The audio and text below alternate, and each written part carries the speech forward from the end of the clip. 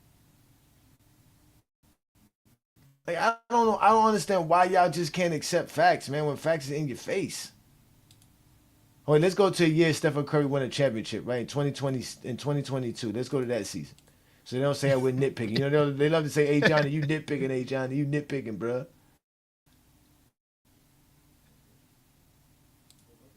All right, let's go here. All right. Klay Thompson and catch and shoot situations in 2022 was 36%. That's not that good. Duncan Robinson was 34%. All right, let's see where we can find Stephen Curry at here. This might be your year here. Where's Curry at? Oh, not that good. 39%. And he's only taking 5 of them per game, sir. Let me make sure. Regular seasons, I'm looking at it. Catch and shoot, 2022 season, the year they won a championship. Stephen Curry was shooting 39% in catch and shoot situation. You know who shot better in catch and shoot situations than 3-pointers, y'all? Lonzo Ball.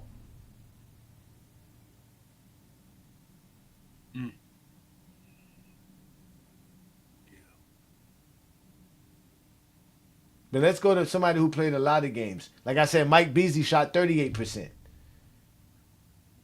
Laurie Marketing, the center, shot 37% catch and shoot 3-point situation.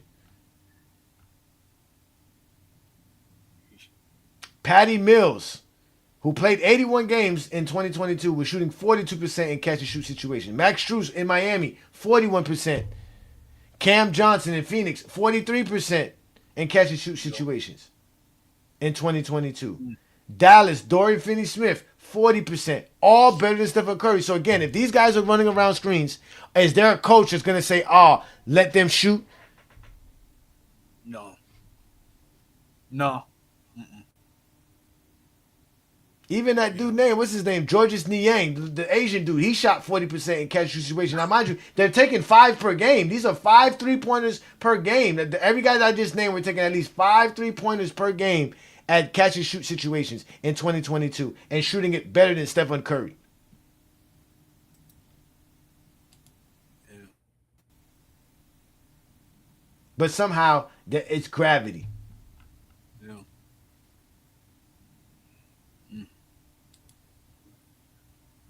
I know it wasn't gonna be nice. I wasn't trying to be nice, anyways. I really wasn't. I really wasn't trying to be nice. All right, so inside, did you hear the winning that I was gonna add, and did you hear the honorable mentions that I want to add to this? Let me see if y'all can help me with these honorable mentions. So I have Stockton, Barkley, Wade, Barry, Baylor, Westbrook, Harden, Giannis, Joker, and then finally Kuzi. Is there anybody else that I'm missing that would be added that I can add to this pyramid? Add to the Joker might I got the Joker in that. there. Oh, I got the Joker. Okay. I got the Joker in there. You know what? I might make it 11 because if I make it 11, I can add an extra tier. Because it's 1, 3, 5, 7, 9. If I make 11, then that'd be 36 players on a 6-tier pyramid. 6 is kind of perfect for the GOAT debate, ain't it? Okay.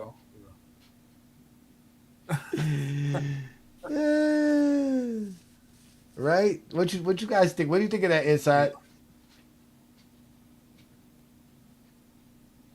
Oh, inside is a little bit busy too. What about you, Ochi? What you think of that? Read some of these comments. Yeah, they both. Busy. They both busy. I got Hondo in there. Hondo is in there. Why is somebody looking? Hey Johnny, you easy work. Why am I easy work? Because you guys don't listen and can't register information. It's not my fault that you guys keep repeating yourselves and I keep exposing you. I don't want to keep saying the same shit over and over and over and over. Oh wait, did you ask me something there, Johnny? We are actually streaming this on YouTube. I'm not on YouTube, on TikTok. We're still live on GoJ. Oh, you guys are on TikTok? Get out of here. Hold on, wait. Let me go check out my TikTok. Y'all are live on TikTok? Hold on. Wait. Hold on. What is We've been live for like how many hours now? We are live on TikTok. Shh. Oh, but y'all not showing my live on TikTok. Okay, y'all just doing y'all live. Okay, let me see. No, we're showing yours. Who y'all? That's exactly what. Who y'all arguing with? Let me see. I don't see y'all on TikTok. Where y'all at? Y'all on Chris's. Yeah, Chris. Shout out to Chris, man. Chris kicked me out of his moderation group, man. Shout out to Chris, man.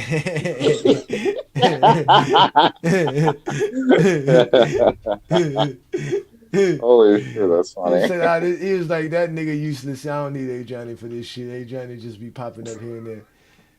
Shout out to y'all, because I do be sharing the live though, man. Shout out to everybody who's watching Goat James on TikTok, man. Y'all, thank you for sharing the live. You know, Bubble Boy's not gonna like this. Bubble Boy's not gonna like this. Yeah, Bubble Boy is not gonna like this. Bubble Boy is not gonna like this. He's gonna be like, oh, so you letting them do your live? Well, it's not on YouTube for one. That's number one. Let's start there. They're not showing my live on YouTube. Let's start there. Secondly, I gave him permission.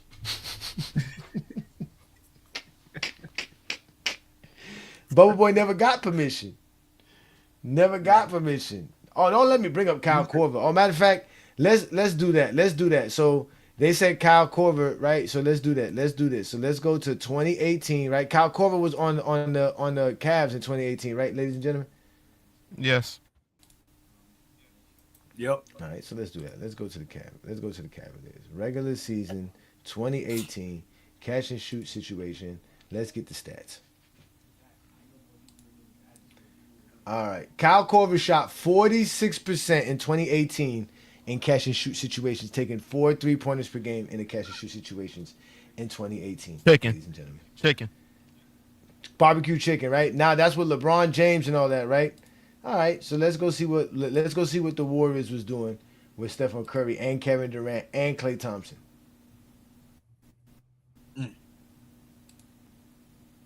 Stephen Curry 43.6%. Klay Thompson 44.8%. Kevin Durant 48.6% catch and shoot 3-point situation. Damn, yeah. KD. Yeah. Quinn Cook 49%. Catch and shoot situation from three, even though he played less games. But KD was shooting 48% from catch and shoot 3-point situations, bro.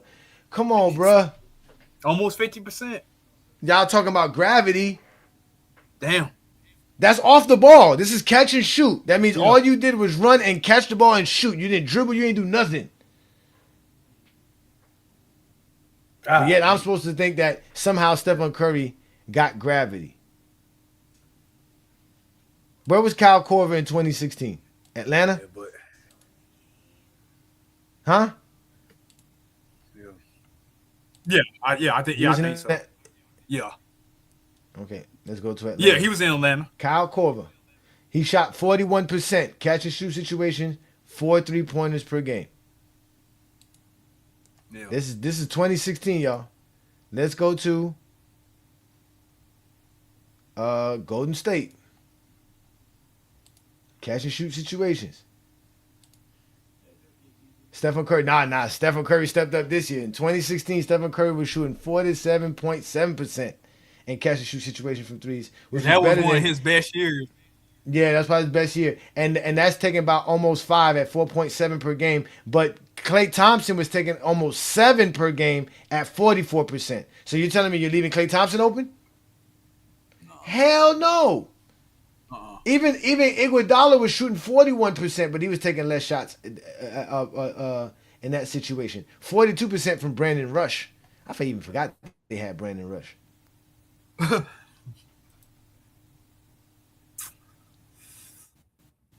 So and then if I just want to let's just be honest, let's just go to the NBA for 2016, which is again Stephen Curry's best season that we all know for sure.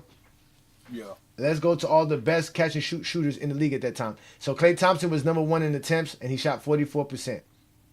J.R. Smith on the Cleveland Cavaliers, 43%, shooting 5 attempts per game. Nikolai Milicic, he shot 42%. Stephen Curry shot 47%, which was the best so far. Marvin Williams in Charlotte shot 41%. Oh, finally we got somebody who beat him. J.J. Redick, 50%. Taking 4.5 threes per game. He literally shot 50.2%. J.J. Redick in 2016. Yeah. played 75 games. So you telling me they're leaving J.J. Redick open, running around screens? There's no gravity towards J.J. Redick? Yeah. Yeah, they just...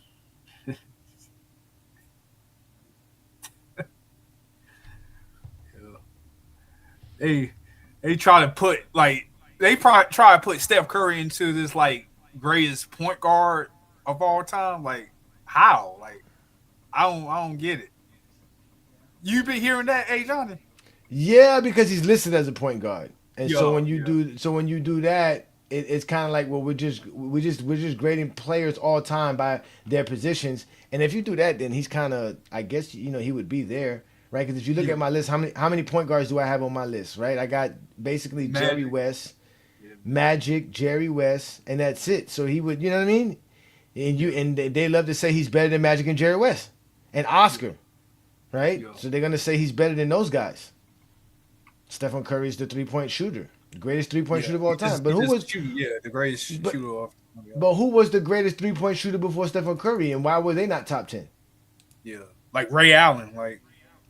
Yeah, why Ray Allen or Reggie Miller is not considered top 10 or top 20 shooting as the best shooter of all time before Stephen Curry stepped on the scene.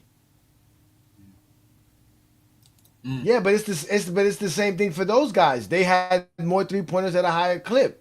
Reggie Miller had one of the highest clips of all time when he retired. Till Ray Allen came and showed them that I can do it at a higher clip. Then Stephen Curry said I can do it at a higher clip. So what happens when Stephen Curry gets passed? Because there's going to be players that are going to pass Stephen Curry eventually in 3-pointers. There's guys out here taking 10 3-pointers per game now.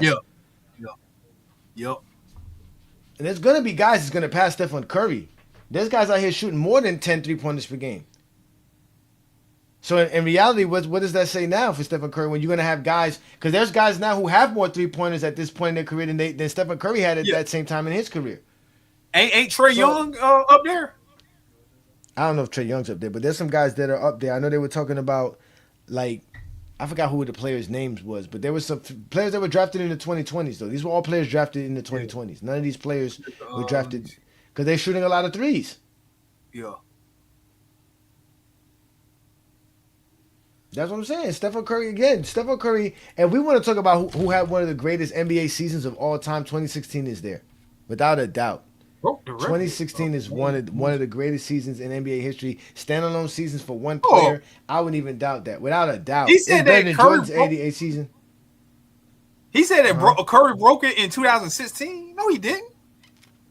I think he broke for the most 3-pointers made in the season. In the season? Oh, okay. I thought he's talking about the all-time record. Like, no, he broke the all-time record later on, didn't it? Didn't he break it? Yeah. So is that what he's talking about? He talking about? Nah, he's talking about the season.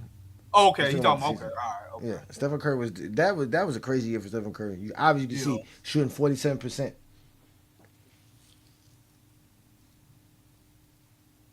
He is taking the same amount of Stephen Curry. What are you talking about?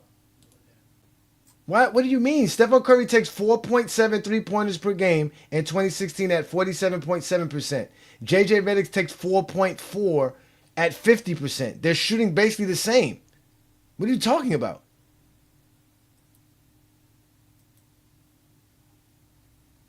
That's the same volume. Stephen Curry shot a little bit more than him, but they're shooting at the same volume. What are you talking about?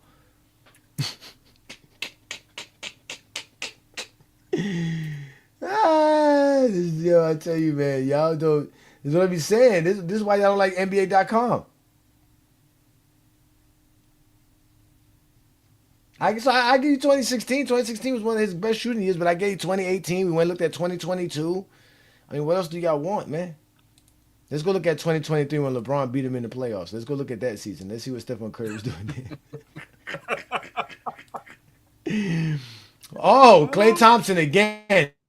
Number 1 in catch and shoot situations. Now, they talk about volume. Klay Thompson is taking 8 shots per game in catch and shoot 3-point situations in 2023, shooting 41%. That's trouble. That's all he does is run around and shoot, catch and shoot. I gotta worry about him. He clearly has gravity. Stephen Curry is nowhere to be found. All of these players that you keep bringing up are either at the same volume as Curry in catch and shoot situations, a little bit under or over. So why are they even bringing up volume? Because you're bringing up the volume when you're saying these numbers. No, check this out. Check this out inside. No, check this out, right? So in this season, right, 2023, Stephen Curry shot 5 per game at 41.6%. Michael Porter Jr. shot more at 5.5 at a better rate at 43.8%. Al Horford shot 5 3-pointers per game in catch and shoot situations in 2023 and shot it better than Stephen Curry at 44.8%. Yeah, they can't use the volume argument because your argument right now, what you're talking about is catch and shoot situations. That's what they're talking about. Work. Exactly. That's what they talking about. Hold on, wait. Stephen Curry's other teammate, 5 3-pointers per game. Wiggins, the guy who they say they can't shoot, that's on Miami, 42% better than Stephen Curry in 2020. In 2020. 2023. Yeah. Wiggins had a good year that year. I mean, he only played. I think he made the All-Star too. I think he made the All-Star. No, it was the year before he made it. But again, it was the year. Okay. But again, we're talking about averages here, so it really shouldn't matter. He's shooting at the same volume. He's taking 5 per game. No matter how many games he's playing, he's shooting it a lot. That's a lot of shots in a game, ladies and gentlemen. To take 5 catch and shoot situations, that means they drew up 5 plays where you was able to catch and shoot the ball. That's not easy to get. Sometimes you run around the screen, the ball don't get to you. Mm-hmm. So for Stephen Curry to have 5, for Draymond, for Stephen Curry to have 5, Wiggins to have 5, and Klay Thompson to have 8. That's 18 catch and shoot situations from 3-pointers that the Warriors have in it. Draymond Green was out here just diming everybody. Yo, here, catch this. Yeah,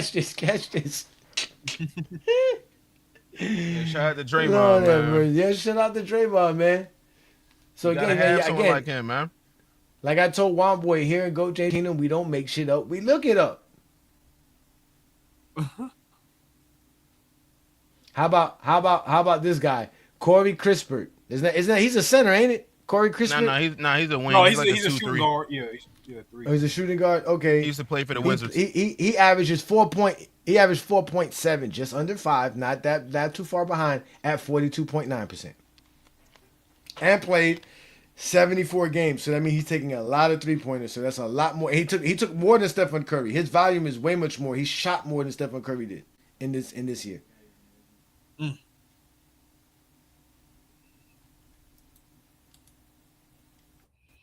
Yeah. So you got to ask yourself before you decide to come up and go James Kingdom and say some silly shit. Is the exposure worth it? You gotta ask yourself that. Because it's not worth it, ladies and gentlemen. It's not worth arguing when you don't know basketball. It's just not.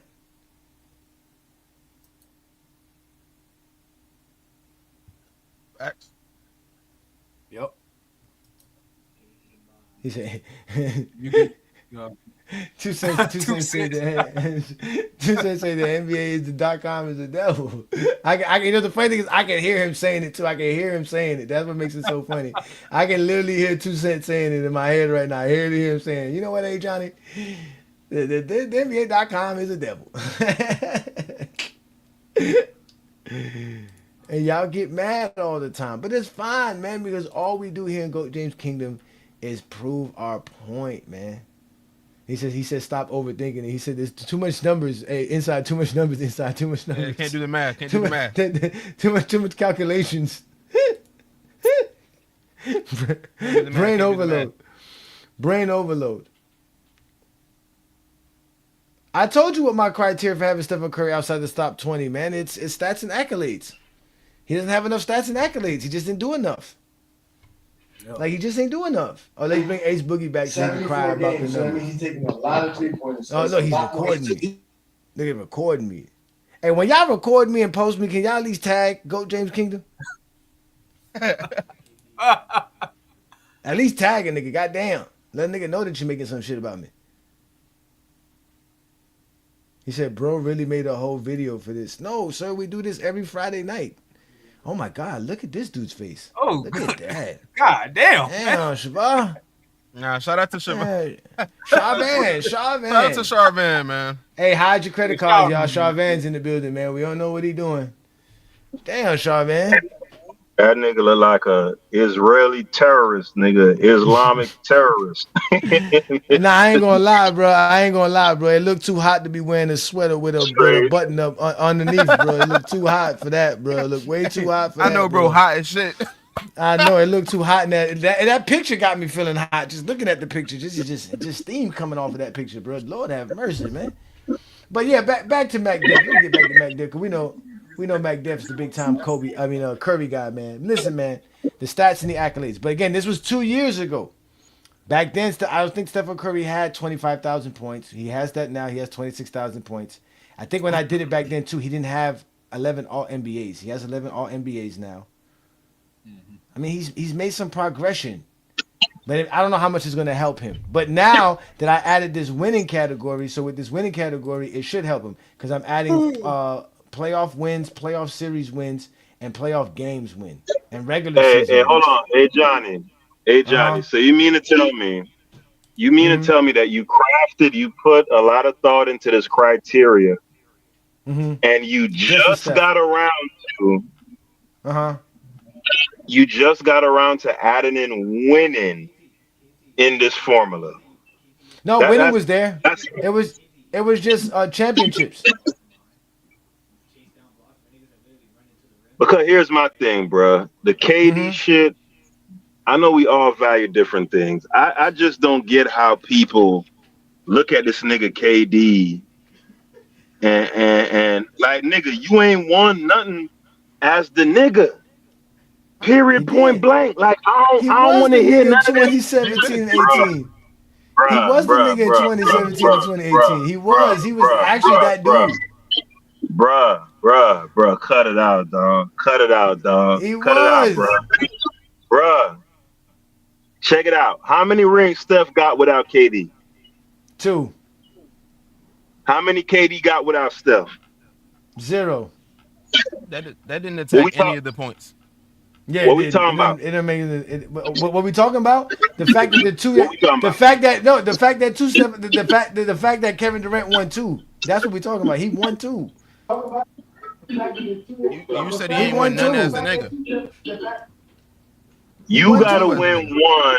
You gotta win one as the undisputed nigga. The fact that you getting knocked out in the first round. You know what I'm talking about? You looking, yeah, but Curry got 2. But Curry got 2 rings as the undisputed nigga. It ain't no arguments about it. Is we sure about that? Are we sure about that? Are we sure? Or did he win one because LeBron's team was hurt? Nah, did he win the second one because John Morant was hurt? You're right. There's an argument whether Andrew Wiggins was the nigga, right? We can say that. We can say that. I mean, because again, what does Stephen Curry do besides shoot? That's what I'm trying to say. You don't win a basketball game because Stephen Curry could shoot. If that's the case, he would have made the playoffs more than 10 times out of 17 seasons. I hate y'all. I hate y'all. It sounds like a move goalpost because before it was. God, bro.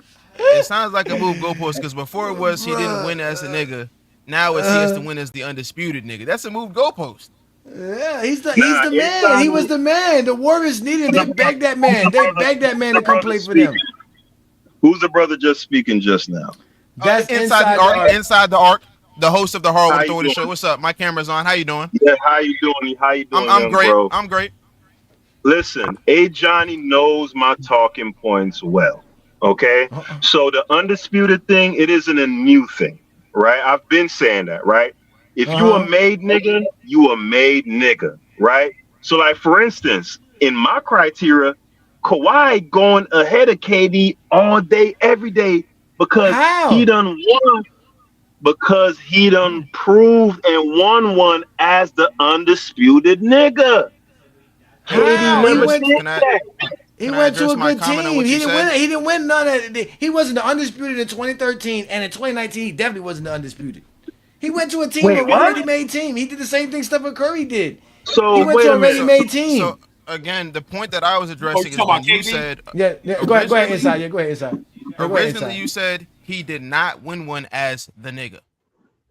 Then undisputed. You didn't say that originally. Originally, you said he did not win as the nigga. Then once proven that he won as the nigga, you then shifted it to now he has to win one as the undisputed nigga. That's when I said you moved the goalpost, because before it was he didn't win as the nigga, and then once we proved that he won as the nigga, then you moved it around. That's why I said it's moved goalpost. It'll seem that way inside in this conversation because I didn't add that qualifier, but that's something that I've said for months, and Ajani can attest to that, right? That has nothing to do with the conversation right now. Yeah, what I'm saying is that's just semantics, right? But yeah, that's how I qualify it. Like, you gotta win undisputed, because listen, when Ty Lue, when they were interviewing him in 2017, I believe it was, and they were asking him about the game plan, and he said unequivocally, "We are game planning to stop Steph." Now, am I making this up, Johnny? No, you're not, brother. I'm listening. Continue.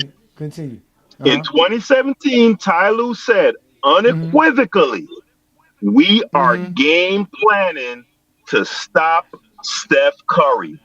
And they was blitzing that nigga 30 feet away from the basket. Draymond getting the ball at the top of the key. KD getting all kind of easy dunks. And, man, get the phone count that shit, man. That's a bubble pop ring, nigga. Okay. Hold wait. All right. So, take this out, Peter. Listen to me now. Okay. He wasn't the undisputed dog or whatever title you gave him for 2017 and 2018.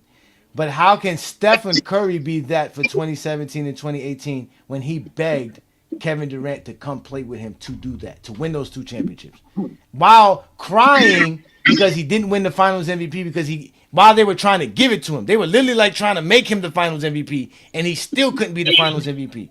So who is this supposedly undisputed dog for both those teams? Because it can't be Stephen Curry. Nah, for sure. You know why? Johnny? It's the fact that he made three finals without KD, right? One, he came within a hair's breadth of winning, and 2, he actually won. For me, that just kills the argument. There's just nothing to talk about. But what those 3 appearances got to do with the 2 that he begged Kevin Durant help him win? So let me give you my thought process. All right. So when you remember when Tim Duncan won in '99, right? Yes. A lot of people, I remember, you should remember back then, there was a contingency of people saying, man, that shit a fluke. It's a lockout season. You remember that? There was some people who said that because the Knicks made it, and the Knicks just got on a hot run, and there was a lot of shuffling going on in the league at the time. Yes, there was some people who said that. Yes. Right. So there was a contingency of people saying that, right? Now, once he wins again in 03, 05, 07, it now validates that 99 ring. You get the argument that I'm making? I get what you're saying, but the problem is that the original argument is still invalid. It's a validated championship because it's a championship, so that defeats the purpose. But this whole point is that we're trying to find this top dog for 2017 and 2018, and it's neither Kevin Durant or Stephen Curry. So we have a 2-time championship team that don't have this quote unquote designated lead alpha that you want to establish. Okay, we giving Curry 2022, we giving him 2015. Right, but he can't be the one for 2017 and 18 because he literally, after losing, went and begged to go get this man, his own opponent. That's his opponent. That's his right there rivalry in his own conference.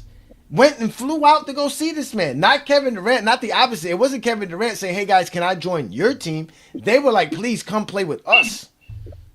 So again, how is anybody? What was the word that he used inside? What was the word you used there, Peter? Undisputed. The undisputed nigga. The undisputed what? What was it again? The undisputed what? The leader? Nigga. The undisputed nigga. The undisputed. Leave it up to Peter Bag Juice. You know you belong on TikTok, right, Peter? You belong on TikTok. Let me come up in a minute. You belong on TikTok. Listen, we got 2 cents in the building. Shout out to 2 cents. What's good, brother?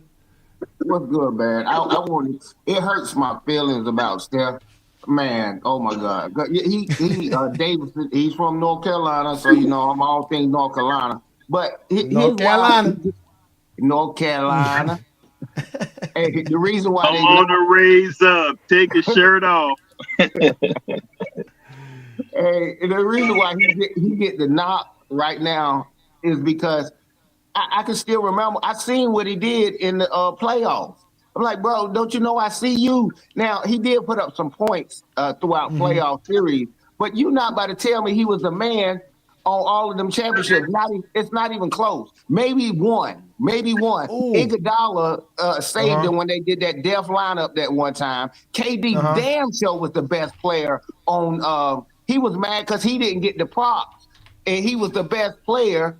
You know, it's only a few people that we know was the undisputed man. That's a LeBron James. He never played second fiddle in winning nothing like that. You can say that with Michael and Scotty. Scotty, a couple times, he burned the building down, but they still gave it to Mike because he was Mike.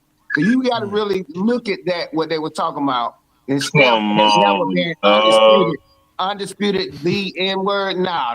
Not one series, arguably.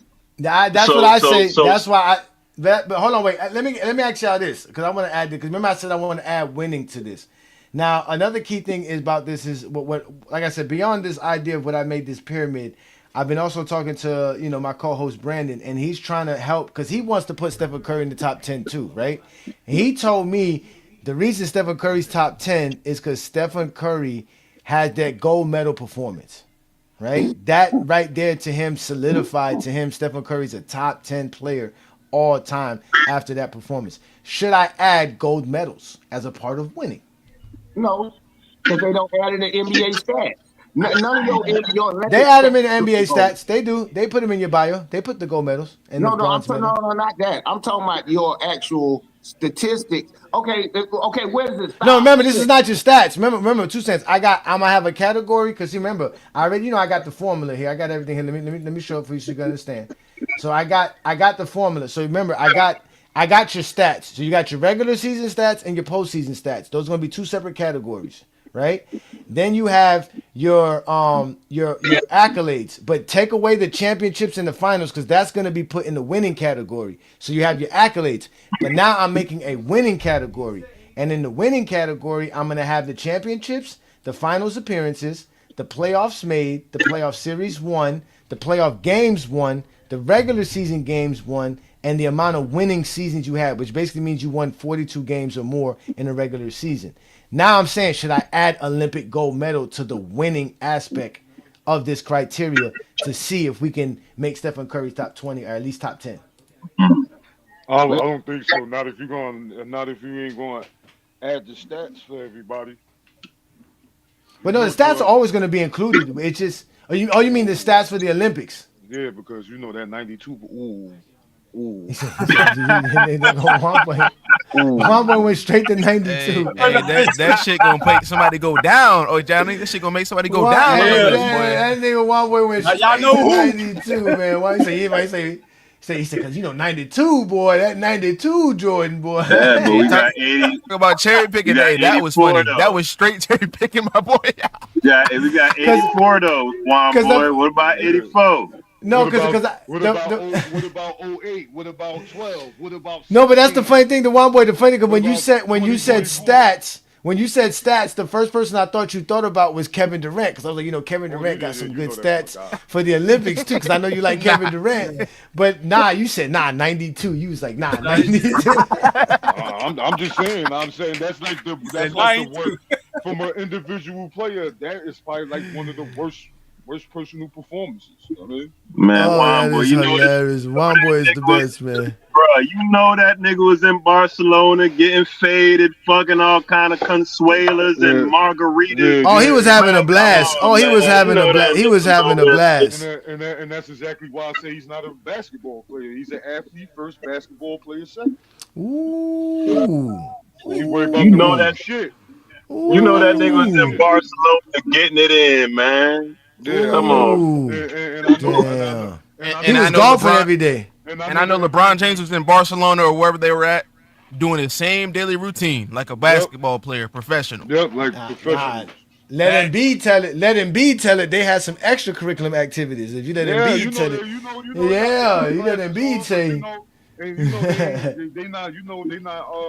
they ain't got the plate of the cocaine next to the cantaloupe early in the broad day. You know what I'm saying? Nigga took a bump before he ate his cantaloupe. Oh my God, man. Oh man. All right. But if I do, let's just say I do put Stephen Curry top 10, right? Let's just say he skips all the other guys and he gets to the top 10. So who I kick out, Dr. J or Magic? Oh, It's obviously Dr. J. Like, Dr. come J. on, man. Yeah, Y'all but be hating on Dr. J, man. Dr. J. uh, I can't wait till we watch that film tomorrow, Juan boy. I can't wait till we watch that film tomorrow. oh man, Hey, Who y'all hey watching? Johnny. we Huh? watching to see if Larry Bird is Larry better than Kevin Durant. No, Oh, we okay. finna see this. We finna see this lateral quickness that we keep Hey, hearing hey, about. That hey, what we hey, finna see. Johnny, y'all Uh huh. killed Jordan for supposedly not being able to go left. That nigga, Dr. J, had no left hand Nah, he didn't. whatsoever. Yeah, but he played. But he played in the '70s.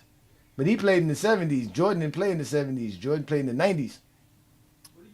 So They're he should have different. been way better.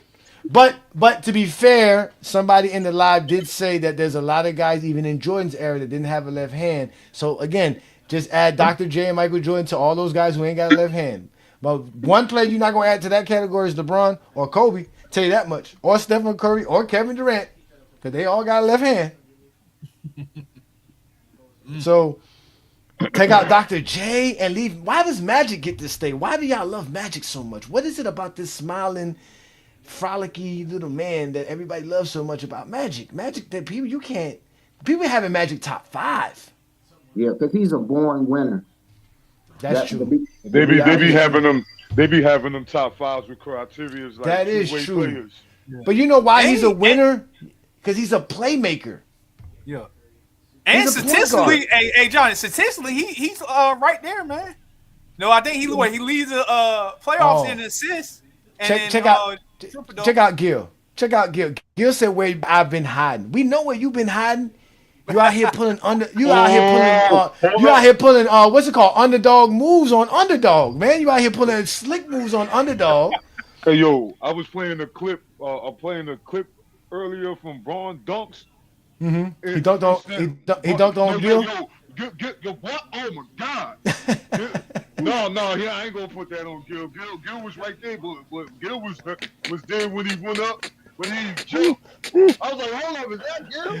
Come on. Hey, Yeah, nigga, hey Gil, like, Gil, why you you gotta bringing up hit that old shit, notification. man? First of all, Lit. Gil, you need to become a member of the channel. You could afford $5.99 per month. Become a member of the channel. Hit the ring notification because you know I go live every Friday. Now, last Friday though, we ran a premiere, which was us watching Jordan film because you know it's the summertime. We're gonna be watching. It's the summer. There's nothing to do during the summer. Your wife had you watching soccer, but we finna be watching basketball all summer long right here on GOAT James Kingdom on either TikTok or in the private members lobby. And we're going to watch basketball, man. We're going to have some fun with the GJK Summer Film Festival.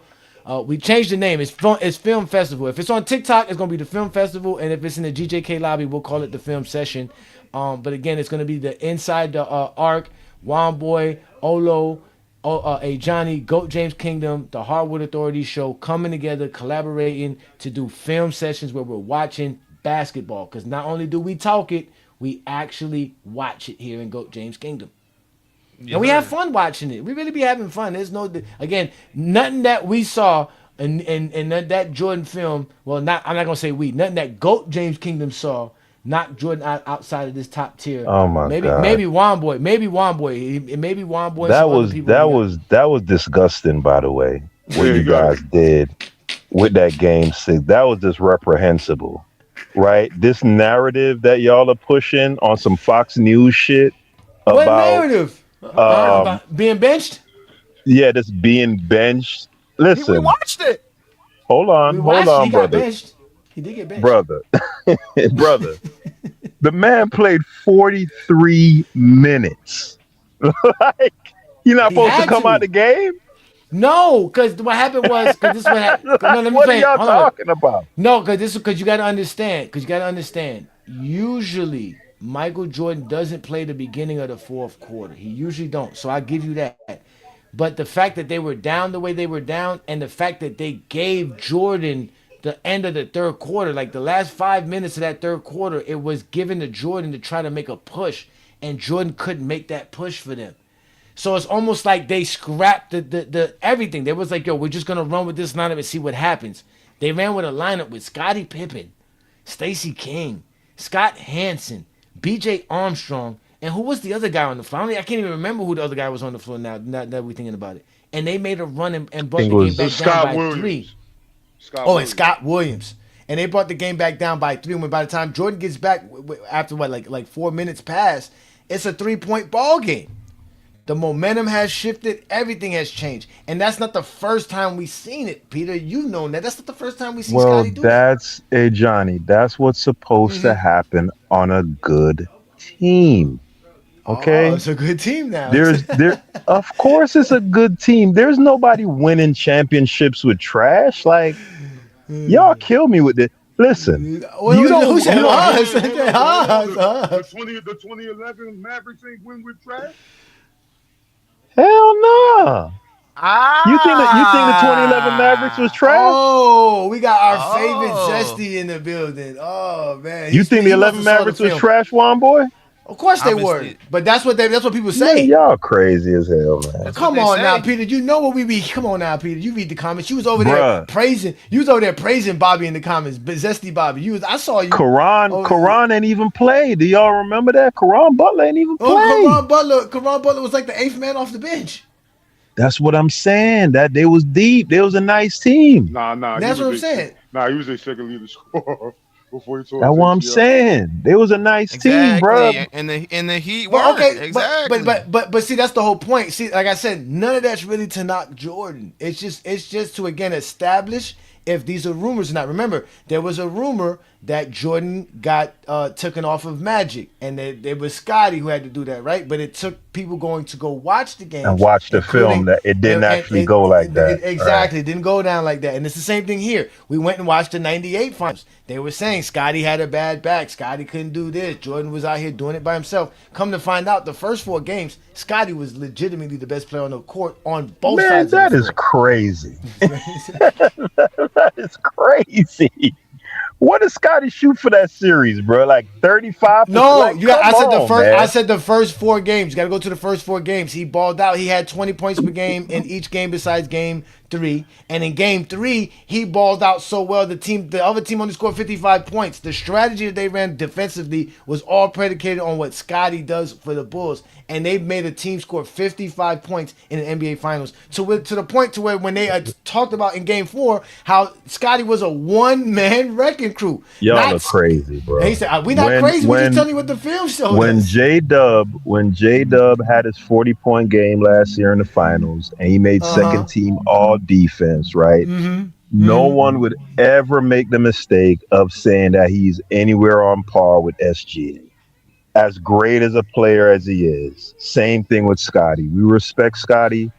Wonderful Nobody player. could do what SGA do. I mean, nobody could do what Scotty does. That's the point. Scotty is that brilliant.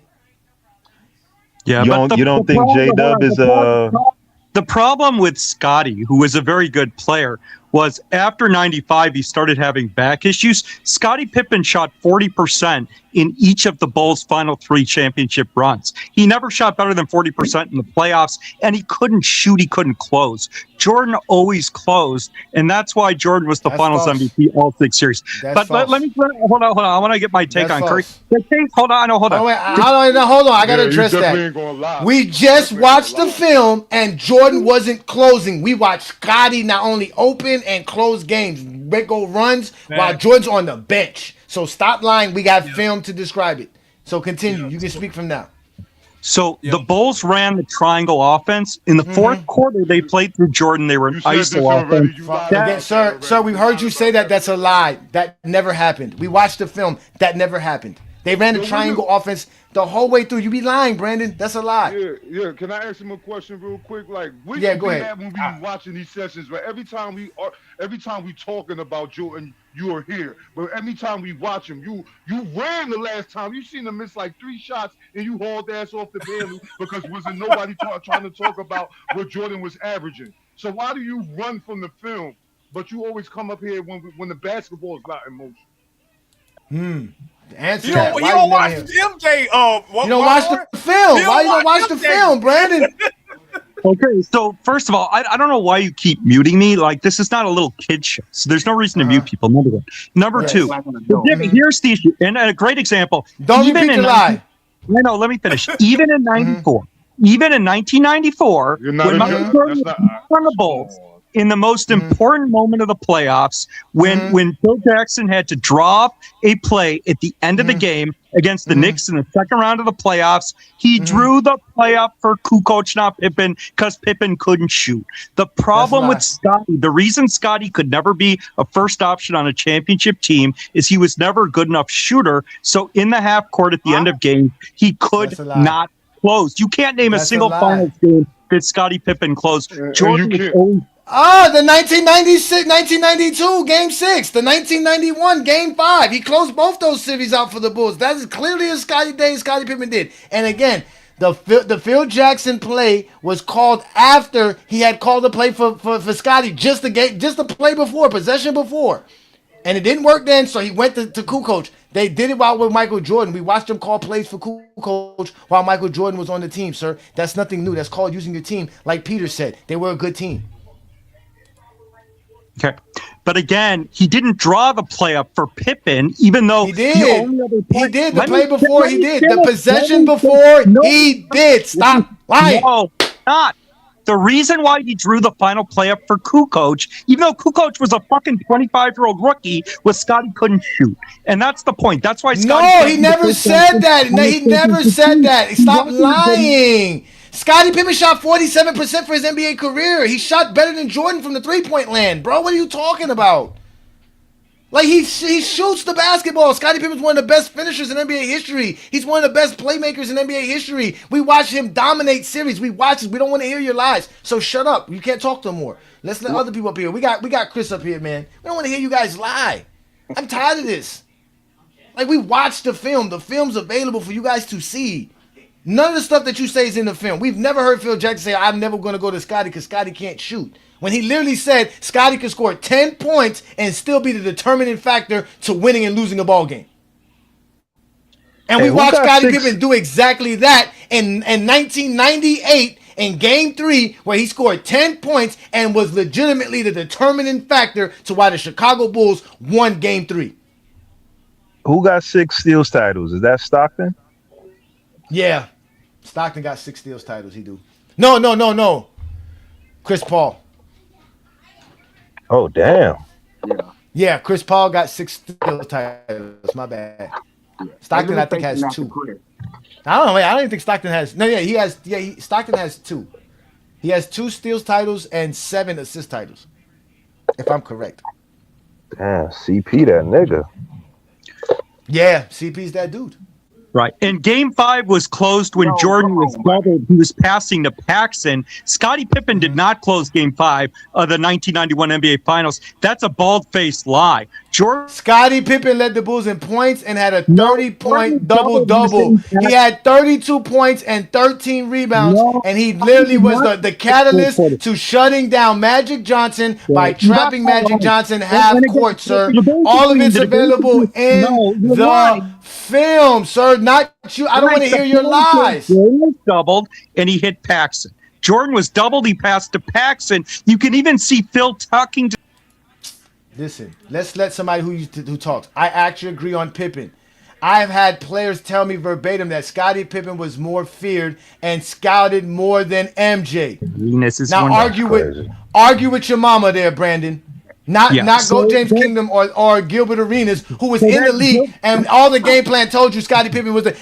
We just watched Jerry Sloan not start his centers, not put his centers on the floor, because Scottie Pippen is literally destroying the game, because as soon as they put Ostertag on the floor, he's destroying everything that they're doing. As soon as they put Antoine Carr on the floor, Foster on the floor, blowing up everything. Right. So Scottie Pippen never once in his entire career averaged over 23 points a game. And Jordan. We don't need him to average 23 points per game. That shows you how great he is. He didn't even have to score and he could win. Yeah, Jordan didn't win without it. Jordan than didn't win Scottie without him. Pippen in every single space. Jordan is one of the top 5 mid-range shooters in NBA history. No, He he's shoots not. better. He's not, man. You know what? Go back to He where you came from, please. Oh my Man, God, just we come was up having here such a Let me lying. great say You show, got something man. behind nobody God that, to though, damn. support that Johnny. shit. Nothing, man. Shout out to you. Can't get out of here, man. We were just having fun talking about Stephen Curry, and you came with this Right. zesty stuff, man. We got film to prove you wrong. Right. I can't wait for tomorrow. Oh man, it's gonna be great. But go ahead, Hey, 2 cents. My check, bad. check this out, bro. Look, first of all, I would have killed this argument. He a bold-faced lie because we know when Michael Jordan retired, talking about he can't be a number one. He led the Bulls in points that season. I know he did. And this is where I say this is what I didn't like about the generation before me. All they did was lie, and you had to believe it. Like the Dale Dawkins, he snatched 4 quarters off the backboard and put $1 up there and shit. I mean, they used to lie to us all the time. But guess what now? Guess what now? Bro, this information age, you are in trouble because I can trump you. I can go to NBA.com. We can look at a video and say, no, okay, show me that. He talking about like Scott, man, Scotty was thorough. It's just Michael get all the shine. He gets the shine. Yeah, again, let's go to what Gilbert Arenas says. The Chicago Bulls could win without Jordan scoring, which is true, and they couldn't win without Scottie Pippen playing elite and doing the things that Scottie Pippen did. Again, Adrian Knight, Scottie Pippen can't be the GOAT because Michael Jordan understand that stats make you the GOAT, not winning. Scottie didn't care about stats. All Scottie cared about was winning. That's all Scottie cared. That's why he never cared about scoring. None of that. All Scottie cared about is how to win and play winning basketball. He told you that. Play the game the right way, play both sides of the floor, and winning. That right there makes me the GOAT. Nothing else. Jordan understood stats Johnny, makes you the GOAT. Jordan understood. That's why Jordan made sure he had stats. But my bad. What you think about that little young tender Pippen running around? You seen that? That's wild. That's wild. That is wild.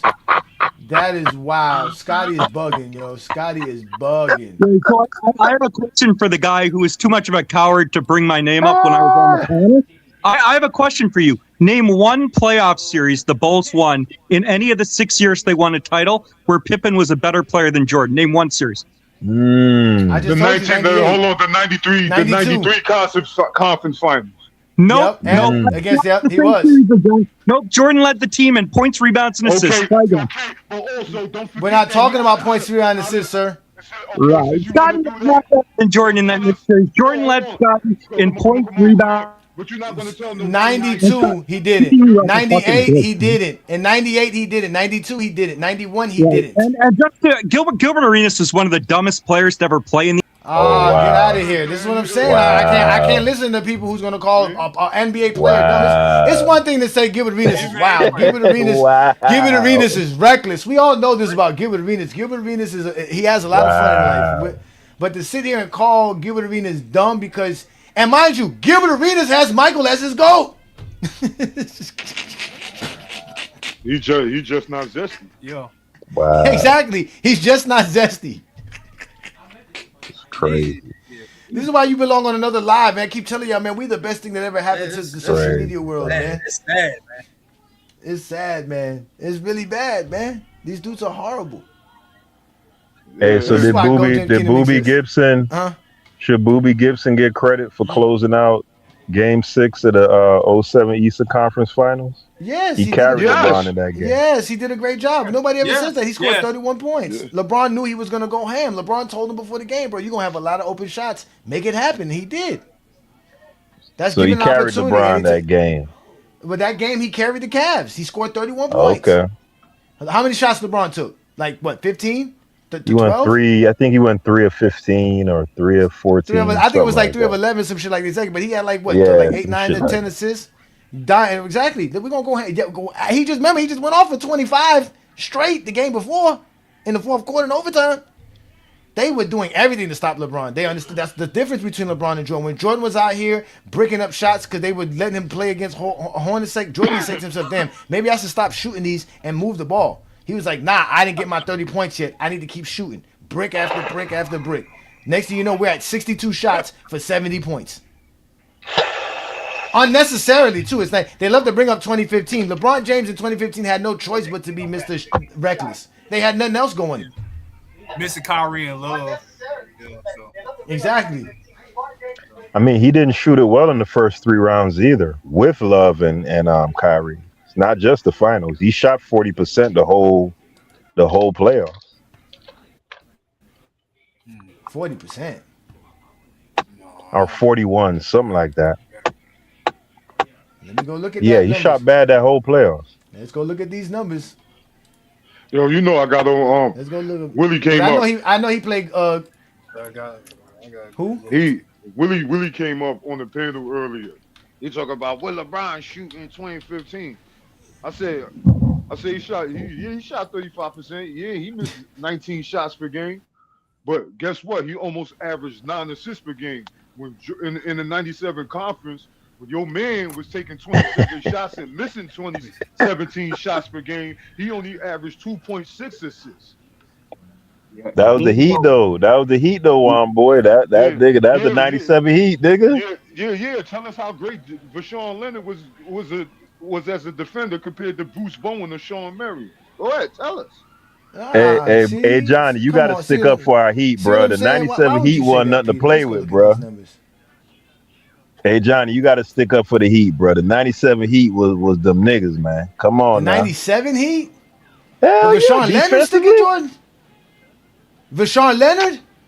No, it's the I give you team again. def. Yeah, the Heat was playing good defense because again, yeah, because there's not too many good shooting guards out there. So you gonna funnel everybody to PJ Brown and Lonzo Zoe. But you and can't Ike tell me Tim Austin. Hardaway Definitely and not Tim Rashard Hardaway. Leonard are They was a elite little ass defenders playing the backcourt. perimeter for They was a backcourt. little ass Come on, man. backcourt.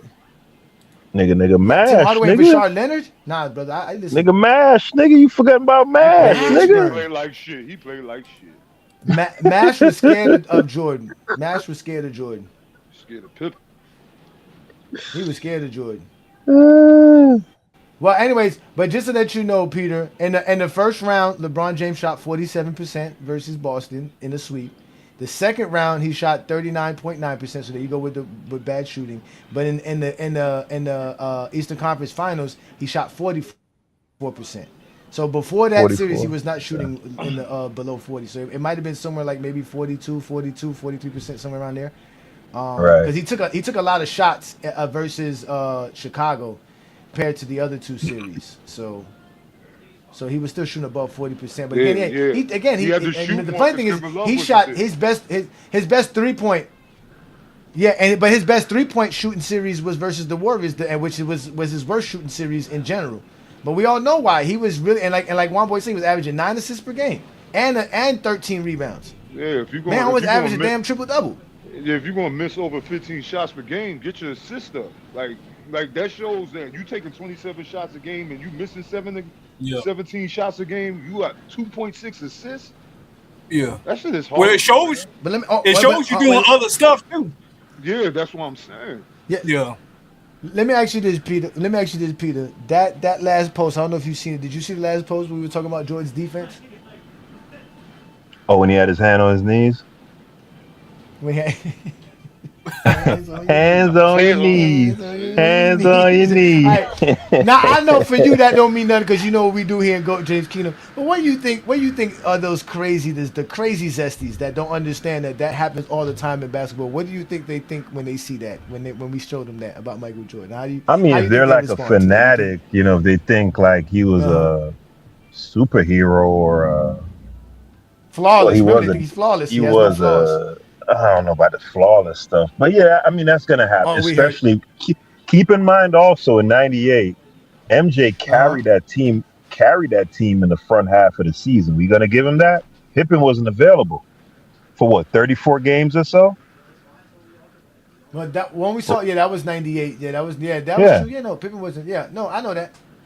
But I so just thought it was just funny though, because again, I've seen that a lot from Jordan. Because again, when you're on that weak side, there's nothing really happening. You don't really have to do much. The ball's not gonna come there that much. So he didn't. Jordan was just chilling. But I just found out that he was just chilling. listen. You still need to do better than that. Like if I'm a coach, you don't want to see that, but at the same time, you understand like he's carrying that team offensively, scoring wise, he's carrying that team. He Right? So really he's isn't. tight. He's not. That was the first quarter. That's I what think made it the didn't most funniest. That was the first quarter. That's what made it the funniest. It was in the first quarter. That's why I couldn't wait to post it. I couldn't wait. I was like, oh, this is good. This is gonna be great. I'm telling you, this is gonna be one of the best summers we've ever had, man. I haven't had a summer like this since I was a teenager, man. This is gonna be great. And it's crazy that y'all picked the 92 finals because the nigga averaged, for the audience out there, this was MJ numbers in that series. 36 points, 7 assists, 5 rebounds on 52% shoot. and I heard niggas on the live saying that Pippen had an argument for final. Y'all niggas is crazy, man. Now, check this out. Now, check this out. The reason we watched the 92 finals, game 6 was for the benching situation. We wanted to clarify that. We wanted to see, was Jordan really being benched? Because like you said, you look at the numbers, he played 43 minutes, right? How's he benched, right? He has to rest. Like you said, damn, Jordan got to rest sometime, right? So that why we watched that. And because Lamont made a post about it and he had got a lot of pushback about it, so we said we were going to watch it, right? Now, originally we watched the 98 because I wanted to see Scottie Pippen and how he played, and also because after Game 4, there were articles written in the Chicago Tribune and in other places that talked about how Scottie was the Finals MVP to that point, and they were talking about how this. Yes, they even had. Send me that right. Put that in the chat for me. Those are actual articles. That's crazy. Even in the Chicago Tribune. On top That's of it, not crazy. not anywhere else, and they got quotes from people in the league, and they got quotes from Jerry Sloan themselves saying that the way Scottie is playing and what Scottie is doing right now, he's. Did really you put that like MVP. In a TikTok like short or? I'd like to see that. Did you make a short or? Lamont did. Lamont showed Lamont. Okay. Did he post it in that live? Did you see the whole video? I could have swore. When did he show? Because we recently were talking about it, and it must have been on one of his lives, and he showed it, and he was showing us.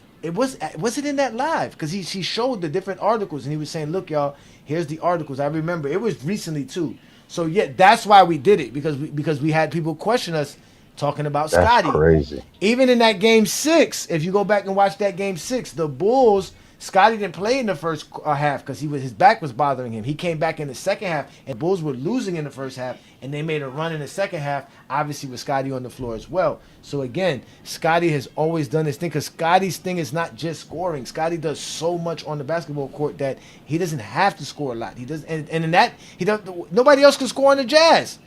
Karl Malone could barely score. They definitely ain't getting no points out of no Hornacek or no Stockton. They were trapping Stockton half court, shutting him down. Yo, Pippen almost averaged more points than Stockton and fucking Hornacek combined. Damn near. Yeah, and he had a bad Game 5 shooting wise, and that's where his shooting percentage went down in that series. But Scottie still balled out hands down. So again, that was what we're doing. So tomorrow though, we're gonna watch the 82. Playoffs where we're going to watch the Celtics versus the Sixers because somebody told us that Larry Bird and Dr. J's defense can go tit for tat with each other. And somebody somebody said Larry Bird's lateral quickness was better and quicker than Kevin Durant's.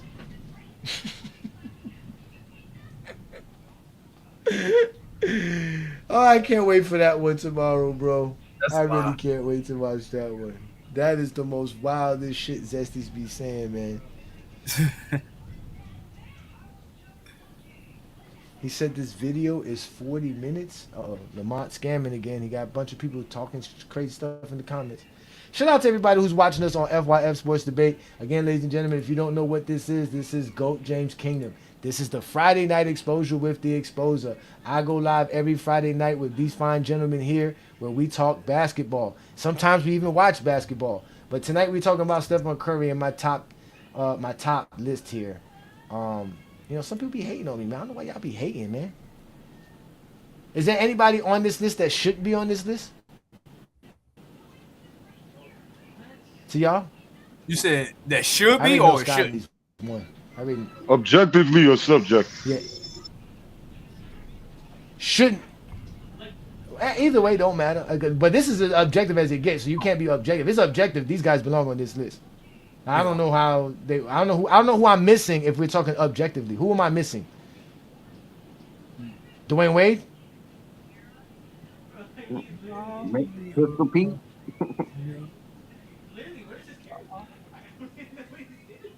Shit. Nah, it's a good list. Oh, I see. You got I ain't see the whole list. Do you have Kawhi on it? No Kawhi, sir. Kawhi got like 15,000 points, man. I think Gilbert Arenas got more points than Kawhi Leonard.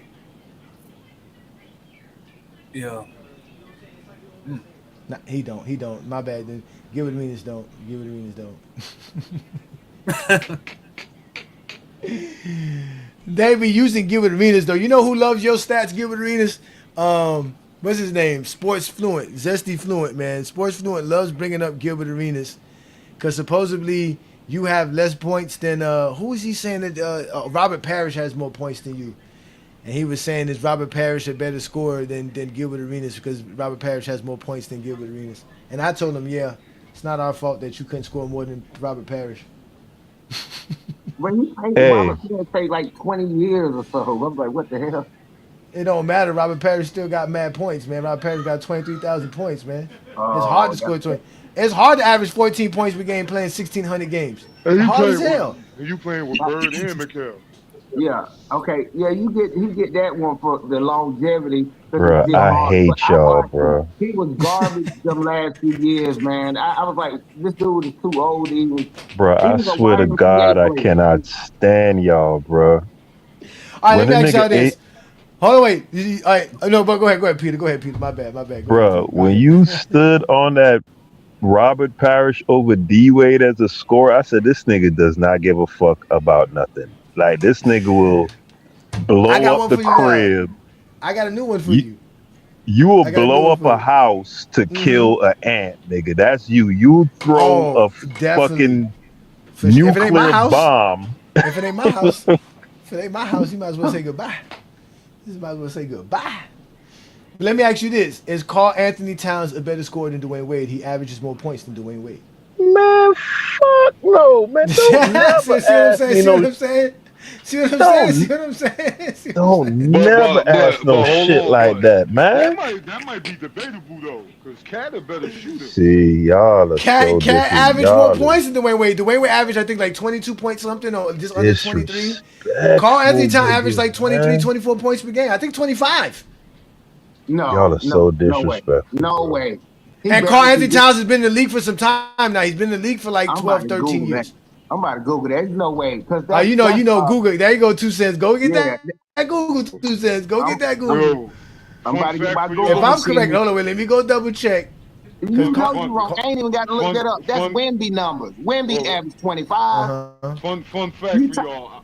Out of his 11 seasons, Cat averaged 20 points or more 9 times. Okay, it's 22.8. Yeah. I think it went down recently because it happened with the Knicks. No, at no point. Wait, let me see it. Before last year, because last year he only averaged 20 points per game. Hold on, wait. There was a point in time. Hold on now. Slow down. Let me get these numbers. There was a point in time because I remember we were doing it, especially back in 2023.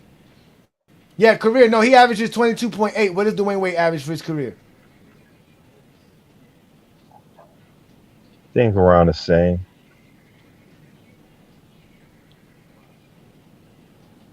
Yeah, 26 is the highest he ever did.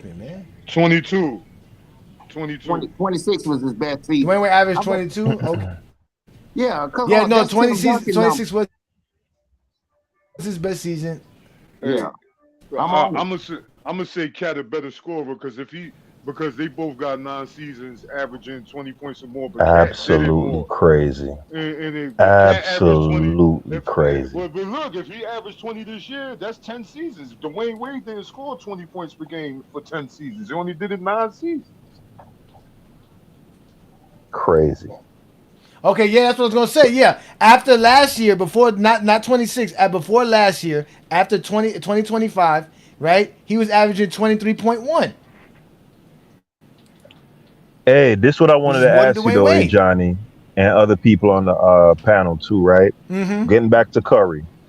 So a common talking point is that Curry ran to Durant, begged him, et cetera, and he wouldn't have won four without Durant.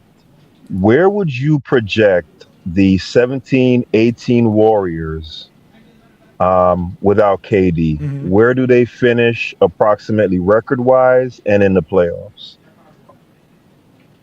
Without KD, Well, now Mhm. 2017 is a tricky one because I think San Antonio would have beat them, but Kawhi did get hurt.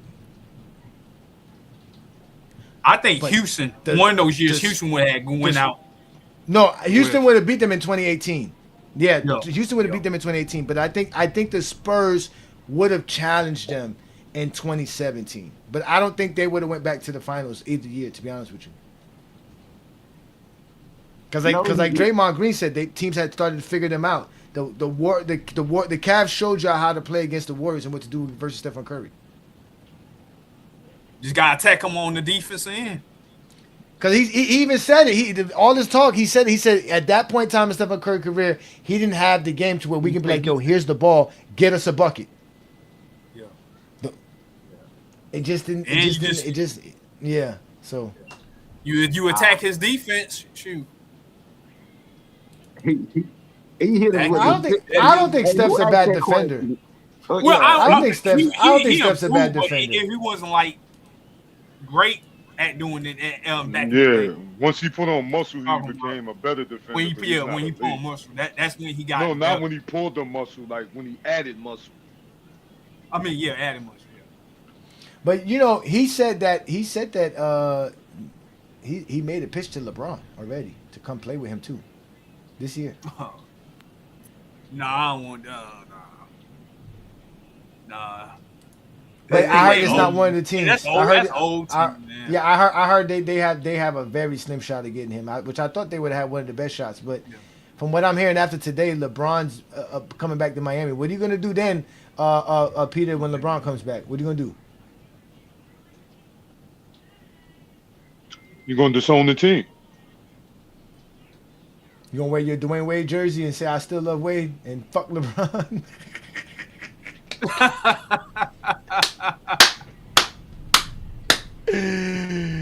I'm just saying, bro. Like down here, it's funny People gonna because be happy. there is a small portion of the Miami Heat fans who don't want LeBron back down here. They really obviously because they got Jordan as the GOAT, so they just don't want LeBron back here. It's just better for them. But majority of the Heat fans I've talked to are like, man, if we could get LeBron back with Giannis, there's no way, especially for the vet minimum or mid-level exception. And somebody posted the other day saying LeBron James really his value to this NBA season is $41 million. So if LeBron takes anywhere under 25, which is what he's about to do, or I mean less than 20, he's basically about to be like almost a 15 to 25 million dollar a surplus. Yeah. This Miami, they crooked down there. They might do a Kawhi Leonard deal. Sound like a country North Carolina talking. That's what it sounds like. Yeah. Country North Hey, Carolina hey, talking. we know where the best sandwich is. Hey, but now I think that if you want LeBron, because the man still want his M's, but if you want him, your ticket sales are gonna go up. It's gonna be blockbuster. Nobody really cared about the Heat until the Heatles were really there. To be honest, they've been okay, mediocre, like the Knicks. They remind me of the Knicks, But at the end of the day, no. He say the Knicks. The Knicks. Nah, Oh, they God, ain't been couldn't be that the Knicks. bad. Nah, they ain't been that bad. Nah, Shit, we ain't been Knicks as got bad as as the many Knicks, though. championships as the Heat. Shit. Especially somebody from Charlotte. You should never be talking about bad basketball teams now. You should never be talking about bad basketball teams. All we do is produce them and send them out. We dispatch them out all around the country, like Chicago. Hey, Chicago. Hey, what's my man name on Sunday? King John or something like that. Oh, King John, yeah, King John from Chicago, yeah. Shout He'll out to tell King you John, about man. that, how they do the same thing with Chicago. He praised them about how they dispatch out great players. That's the same thing with North Carolina. We I dispatch don't know out what y'all great be players. doing. I don't know what y'all be doing. Y'all just be messing up all the way. Man, it's Michael crazy, and man. Curry. All right. All right. So, but this. All right. So this is what I'm gonna do, y'all. So check this out. So we were talking about how I get Curry back in my top 20. So we're gonna add winning to the category, but I'm gonna add the Olympic gold medal because Stephen Curry has 2 Olympic gold medals, right? He won one in 2020 and 2024. No, he didn't win one in No, he didn't. 2020. No, he only won one. Yeah. Damn. So that's not even gonna help him because all that's gonna do is just like he's gonna make other players better. Right. Like, cause if we look at the guys who have gold, the guys who are here, right? Who has gold medals here, right? We know CP3 got gold medals, Scotty got gold medals, David Robinson got gold medals, KG got gold medals, Karl Malone got a gold medal, right? He was on the '96 team, right? Yeah. And the '92 team. Shaq got gold medals. Akeem got a gold medal. KD got the most gold medals, so that's just gonna boost KD. So I don't even know how much that's gonna help him because most of these guys here got gold medals. You got KD at 10, right? He's my number 10 guy right now, yeah, all time. So if you add that, would that move him up? It's probably gonna boost him up. Yeah, it's probably gonna boost him up ahead Magic and probably get him ahead of Dr. J, which I don't think Dr. J has any gold medals. Yeah. That's kind of murky to do the Olympics because it's outside of the NBA. It's like almost exhibitionist. You know, I mean, next we'll be trying to throw in what they did in college. You know what I mean? I don't know. It's kind of. I got you. I got no, but no. The reason I said it though, 2 Cent, was because of my partner Brandon. Right? He's like, man, I don't like. Again, the last time we did the GOAT James Kingdom criteria, which was in 2023, Stephen Curry was like 37th on that list. And then later on, he did a little list on his own just to see what Curry would rank. He couldn't, and he did it recently. He can't find a way to get Stephen Curry in the top 10. If he does, it knocks somebody else out or put somebody else in there that shouldn't be in there because the things that he's trying to help Stephen Curry would help somebody else. It's like Stephen Curry doesn't have nothing that stands on his own unless we count 3-point shooting. Nah, the unanimous MVPs, 2 MVPs. Yeah, something like that too. But that goes in line to that does help Shaq because Shaq was 1 vote away from a unanimous MVP. I believe Jordan was 1 vote away from an MVP and unanimous MVP once. I believe LeBron was in 2013. LeBron was a 1 vote away from unanimous MVP. So again, that's true though. We can add stuff like that because that's stuff people want to talk about. But then I have to go find out who had the, like I said, I would have to find out Kobe's best year. When Kobe won MVP, how many votes was he off from unanimous, right? CP should have got it that year, by the way. I always felt like CP got robbed that year. What, 08? Yeah. They had to give it to Kobe, though. They was like, man, it's about time Kobe get it. They had the best record in the league in 2008, if I'm correct. It was about time to give it to Kobe. It was about his time, man. Yeah, it was a Lifetime Achievement Award. I get it. Yeah. That's how I know you from Miami because you don't like Kobe. Hey, one other thing about that Curry thing, here's where, when you look at people on the list, I look at things like, okay, what did you do that was better than anybody else? I put them in categories like that. Steph is definitely the best shooter on this list, without a doubt. Oh, yeah. Steph is definitely the best shooter on this list, definitely. Yeah. This ain't horseshoe. They almost got this. No, the man is the only unanimous MVP. I mean, you know how hard that is to do. Out of all the MVPs, he's the only man that walks this planet can say he got it over Michael, Kobe, LeBron. So that right there gives them some extra points. Now, KG is a good baller, but ain't a lot of things you can say that he's the only one that did it, or he's a one of one. But he's a two-way player. That's the thing about KG. There's only a few guys on this list right here. Well, not a few, but there's some guys on here that are pure two-way. I mean, they were elite on both sides of the ball. KG was that. That's one thing I can say about KG. He's one of those guys here that he's one of the best defenders in NBA history. That's what you got to put KG at. And one of the most versatile players in NBA history as well. Yeah. Well, most basketball fans, they don't celebrate the defense like they do offense. Although you got a point there, the defense is not.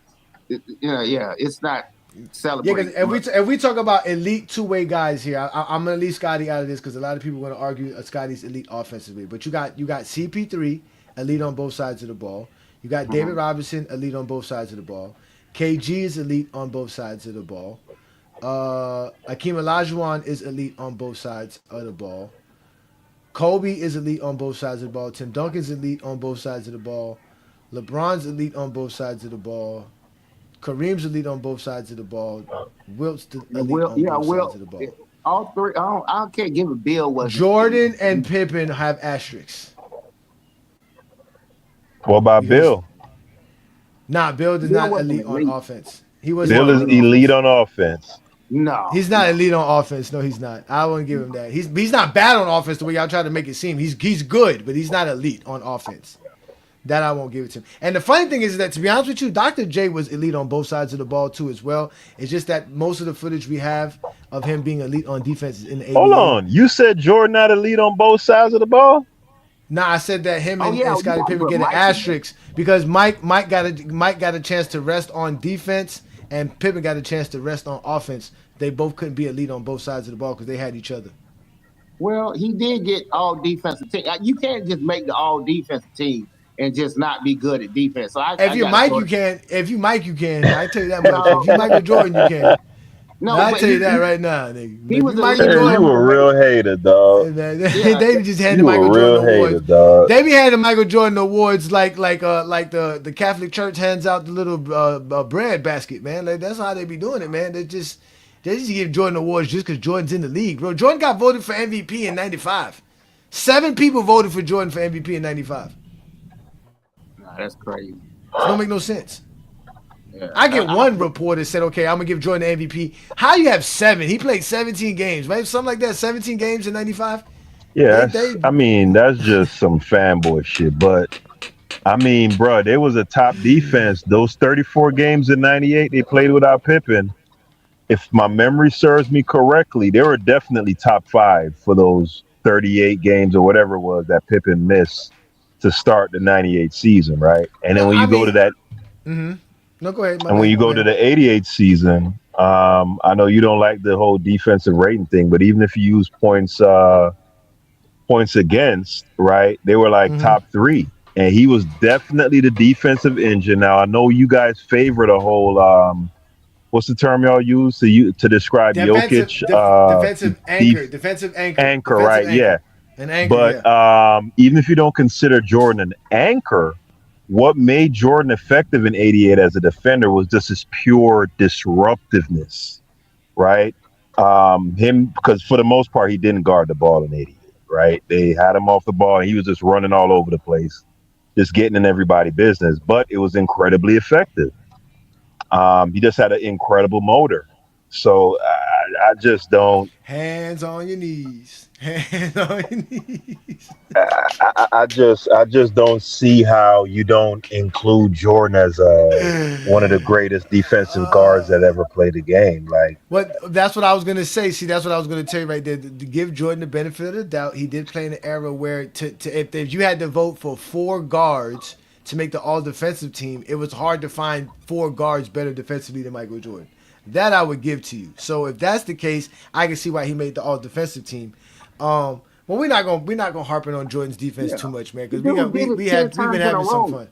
I mean, he did 9 in a row. He had 9 straight all-defensive first team. 9 straight from 1988 to 1998. Michael Jordan made 9 all-defensive selection first teams. I'm not going to take that away from him. I don't take away that. Now I might make fun of him for his defensive player of the year, but I'm not going to take away his all-defensive selections. But I wanted to talk to you. Who you had that year, Johnny? Who you had that year? Who should have won in 88? In 88, Akeem. See, but you steady shitting on Hakeem, though. No, I didn't. I'm not shitting on Hakeem. I just find it funny that people think that Hakeem is better than like Rudy Gobert. Like, that's just crazy. Like, Rudy Gobert is like bro, it's funny how like. I don't know. I don't know if I can say Rudy Gobert is like one of my favorite players, but it's funny how I have a fond likeness. You talking about on Rudy defense Gobert's or game. overall as a player? No, his defense, bro. What he does on the defensive side, bro. Rudy Gobert changes everything you have to do on the court when he's on the floor. I watch teams literally panic because Rudy Gobert is there. Like he literally, like he changes everything you do on the court offensively because you can't just go at him. He's not weak. He's strong as hell. He's smart. He's quick. You know what I'm saying? He has the length. He has everything, bro. Rudy Gobert is a beast defensively, bro. Like I a hear that, monster. but you know, Hakeem. The thing is, Hakeem could at least match him in that regard from a rim protection standpoint, and in space, he's way better than Gobert in terms That's of the whole being point. able to He's move not. his. He's not. That's what I'm Yeah, saying. dude, No, he's not, bro. He's not. Hakeem is like top 10 in steals as a big. Yeah, because of his Like that's era. That's what I'm crazy. saying. That's because of his era. That's what I'm saying. When we get to this point and we watch Joker at the end of his career have a bunch of steals and have almost 3,000 steals too, or what have 2,000 steals like Akeem was gonna have. I think no, Akeem. I think Akeem. No, he doesn't have 3,000 steals. He has 2,000 steals. But Joker's on his way of doing that too, man. Joker's out here getting all kind of steals, man. Dude, Again, dude, I give it to Joker. Akeem, but he's again, bro. The way Bam plays defense, the way Rudy Gobert has to play defense, it's way much more. They have to do so much. They have to cover so much more space. They have to cover so much harder defenders. Yeah, they don't have to guard the post as much, but that's not the I don't think Akeem Olajuwon was a great post defender, anyways. So that that goes here no there. But this is what I wanted to talk to you about because you brought up something that now that you said that, I'm glad that you said that, Peter. You notice when we watching these games, they don't talk defensive rating. They don't talk no analytics. You don't see them bring up no plus minus, no on and off the floor, no none of that. Like there's no analytic talk in any one of these games, and they bring up stats all the time. They even brought plus. It was a plus and minus, but it wasn't a plus and minus for Yeah, the for the game. first 3 rounds compared to the Yeah, their the scoring. It was finals. basically the points dropping. Yeah. Yeah, like but it wasn't that. But we don't see no defensive rating, no PER, no true shooting, no VORP, none of those things. No game score. We don't never hear them mention any of these things in these games, It and that's didn't why I can't wait exist, to keep watching. Johnny. Of course, I it know didn't that. exist. I know that, but I be getting challenged by people who always love to bring that up, and I know you're not an analytic guy, but you're a smart guy, and people love to use these analytics, and they try to make it seem like it could be used across eras, but you can't. But I just find it weird, man. That's why I love watching this film. I can't wait to start watching more film, man. So again, I'm gonna do you a favor though. Get what series I'm gonna try to get us to watch. The '08 Just second round where there you LeBron there you got go. washed by the Celtics. There you go. There you go. That's what I'm talking about, Peter. You know me, Peter. See, I know you Oh, be you watching for real? those games. Yes, that's You what I'm lying? gonna go do. We finna watch. First of all, That's crazy because I was just playing. Where'd you you get was it from? I saw it on sports DVD. Is that where you got it off of?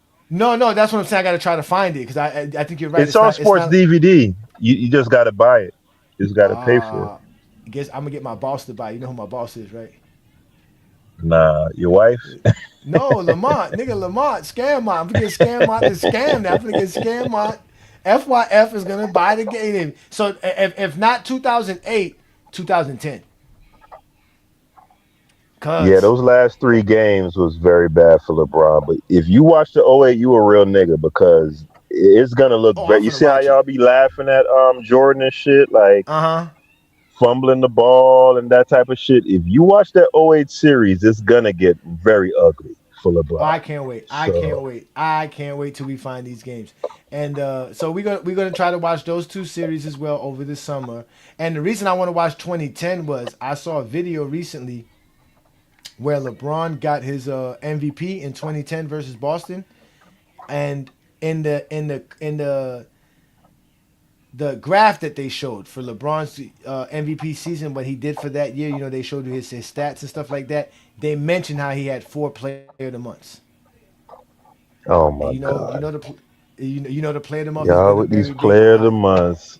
But I'm just saying, I listen. That's why I got to watch the game because I want to make sure that what I saw came from the game itself. Because the guy posted the like clips and he just showed it, so I don't know if it was actually from the game or if it was another show that he saw and he just threw it in there. So that's why I want to watch the games because I want to see when they hand him the award or when they talk about him winning the award if they mention player of the month. That's all. You know me. You know this.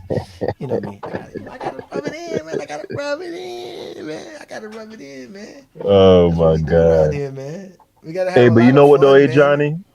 We think Huh? about it, right? Like we really think about like the NBA is really, really tough, bro, because even the greatest players, you could pick any player and you could find a series or two where they was just dog shit, right? Mm-hmm. Um, I always think about Dirk, man, in '07, and I just felt so bad for him that year, like, because he just dominated in the regular season. They won But I think there was. 60, But I think they wasn't there won another? 67 games that No, year. they were the number one seed. They won like, but I think there was another year where he didn't play good. 'Cause I don't know if it was, I don't know if that was the series he didn't play good in 2007. I think there Yeah, was yeah, that's another when he year. lost in the first round to I know he lost in the first round, but I don't know if he played bad or not. I don't remember nah, if he that was the played series bad. he played. He He shot played like bad. 30 something percent. Yeah, yeah, yeah. He Okay, really struggled against that's when he started getting the choker name, right? That's when they started saying they started yeah, treat that's like when Harden. they They was started treating hitting him like him. Harden, like Hey, Harden. and He you was know what's basically messed up, Harden, hey Johnny? He had to huh? accept the MVP award after losing that series. That's Yeah. damn. That's ooh, ew. Oh, that shit was nasty. Damn. Now that you say that, Yeah, bro. that's probably the only MVP that we can think of that got their MVP while not Mm-hmm. playing in the playoffs. That's when that Nasty. overrated. Overrated. David Hasselhoff. No, they were that, and again, and that's another reason why nobody thought Dallas was going to win the finals because they was like, oh, there's no way Dirt's gonna pull this off. Dirt's known for choking. This hmm is like this is ready made for the Heat. This is some bullshit. That's what everybody was thinking. Like, yo, fuck, like, damn. At least they were supposed to win it next year, not this year. But now they got to face Dirt. There's no way they could lose it. And obviously, history was made. I blame Dwayne Wade, honestly, bro. He said, I "Don't know do that. Don't LeBron. don't start trolling me today. Don't do it. You've been I'm good all not. day. I'm dead serious. I'm dead Don't do serious it. Don't because do it." you know, I yeah, blame LeBron, Spoelstra. That's who I blame. I always blame LeBron, Spoelstra for LeBron, 2011. LeBron blew house money, yes, but for me, I just didn't think Wade was selfish enough. In that game two, when he had 36 points, he hit that 3-point shot in the corner, right? And he held the gooseneck up. Mm-hmm. And him and LeBron was doing the little punching thing that they do. They come out of the timeout that Dallas called, and he started deferring to LeBron. Like it was very obvious to me. I know it wasn't just on him. That was part of the team was doing that, but they blew that game too. There was no way Yes, they were supposed to lose that game up they were not 13 supposed to lose that game at with all. six Lord have minutes left, mercy, bro. But he bro. supposed to come out on his Kobe shit. Wade was on fire that game. Fuck LeBron, right? Yeah, you worried about what the media gonna say if he don't get Finals MVP. Fuck all that, nigga. Go out there, nigga. Get 40 points. Close the game, bruh. They came out, ran like 3, 4 plays for LeBron, and it went to shit. Hey, So that's another series we could watch, but we've watched it so many times. But you know what? That's what Dwayne Wade did game three. In game three, Dwayne Wade went out and balled and then looked back. And the Heat won game three. So that's why they thought in game four was gonna be the same way. LeBron going into game four is like, hey, Dwayne Wade's gonna take over. Like this is what we did. This is he how did. that He had 32 points. Your that's boy what had but 8 points. no, but Dwayne Wade in the fourth quarter didn't do nothing. He didn't score for the last 7 minutes in the fourth quarter in game four. Dwayne Wade didn't do nothing too in the game four. That's what I'm saying too. Where it was time because they didn't now, like you said, they're not gonna go to him because they were winning. They're gonna go to Dwayne Wade. They brought Dwayne Wade on the floor. They kept going to him. Dwayne Wade started shooting threes and bricking. Exactly. I was looking at that roster. You talking about the 2011 Dallas Mavericks, right? Yeah. Yeah. I was like, damn, they had, it was Dirk Nowitzki, Jason Kidd, Jason Terry, Sean Marion, Tyson Chandler, Paige Mm-hmm. Storakovich, and Mm-hmm. Karan Butler, I think, yeah, and Corey Brewer. I was like, man, damn, they did have a nice Hey, little yeah. squad. What's it called? Brandon Haywood. Brandon Don't Haywood, forget Um, yeah. Stevenson. Stevenson was a good defensive player. Deshaun Stevenson. They had, and mind you, they had just added Jason Kidd like a year or two ago. They had just brought Sean Marion into the team a year or two ago. So they were actually building that team to get to that point because they had restructured after the 2007 debacle. Hey, So from and hey, 2008, Johnny, 9, and we 10, got to they give were a lot building of that team up. we got to give a lot of props to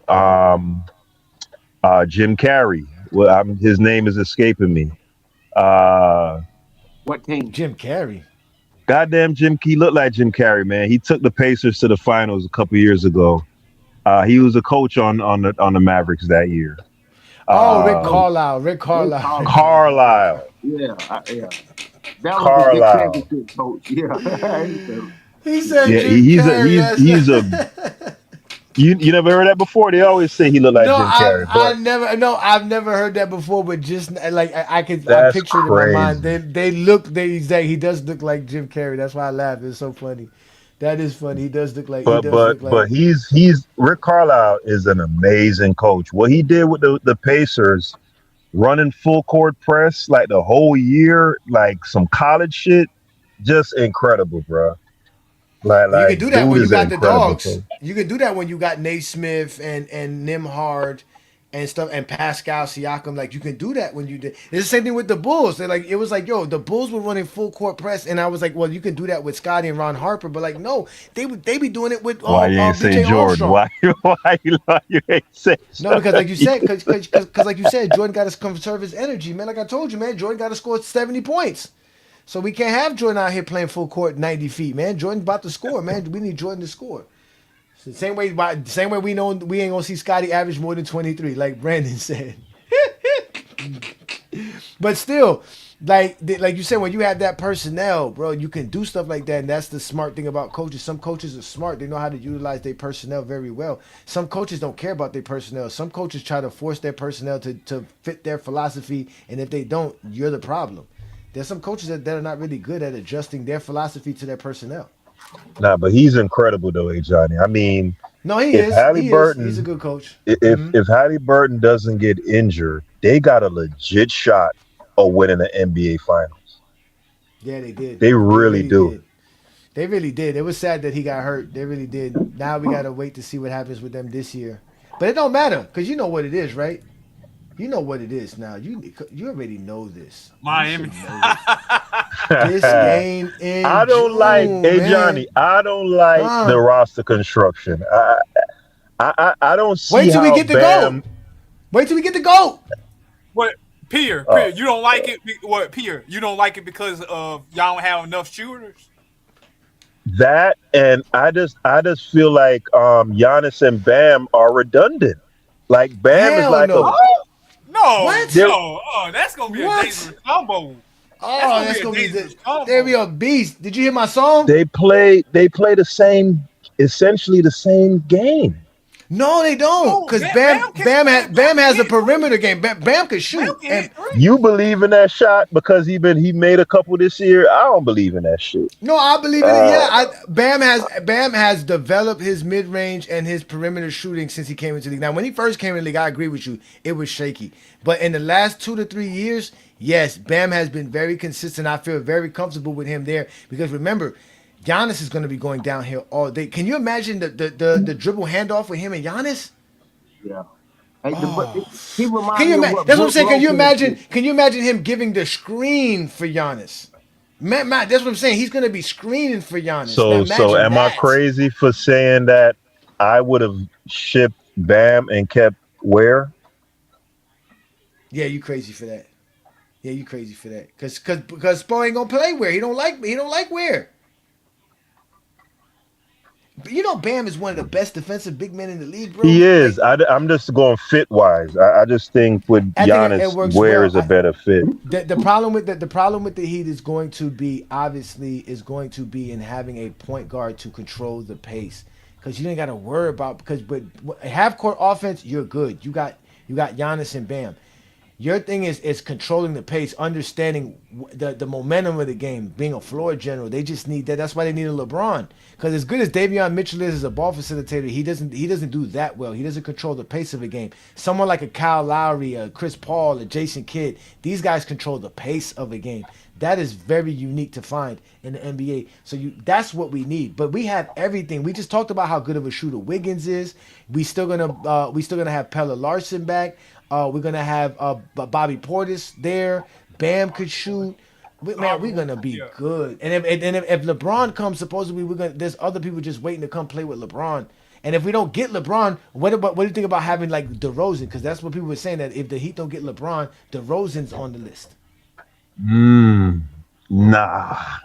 He played 90s ball. Like, if you got DeRozan, He's gonna be perfect for the Heat. DeRozan's a monster. We need that shooting shooter. 50 million mid-range shots with Bam shooting mid-range and Giannis trying to go down, nah, that's You know damn nasty. well. You know That Bam ain't is gonna nasty. shoot. If we get a DeRozan, Bam's gonna shoot like 6 times a game. You know that. Bam ain't shooting shit. Bam's gonna be dribbling and playing Nah, defense and doing Johnny, everything else, man. they need some shooters. They need some 3-point shooters. They bring back Fontecchio. Fontecchio. Oh my We're God. gonna find it, bro. Listen, if we can make 2 finals run with a young Bam and Jimmy Butler, how can we not make a finals run with Well, this yeah, Bam that's a good and point. and Giannis? And mind you, we made those run with guys like Jay Crowder on the team, Max Cruz, Dragic. You know what I'm saying? Gabe Vincent, Caleb Martin. Come on, bro. Pat Riley's gonna That's find those that's guys. that's true. That's true. That's what I'm saying. That's what I'm saying, man. So you with me, right? Biscayne and June. I just don't Fuck like meeting them up to two argue. together, man. I just don't think. I guess I gotta see it, bro. Fuck meeting up My to argue. faith. We gonna meet up on Biscayne in June in 2027, Peter. Who That's out where there, we dog? finna be. And then how much they gave Norm? Who ended up snatching Norm again? Was it the Sixers that Chicago. snatched him? Chicago, 2 years, 45 mil. Oh man. We couldn't give him that. Shout out to Yeah, Norman it's too Powell. much money.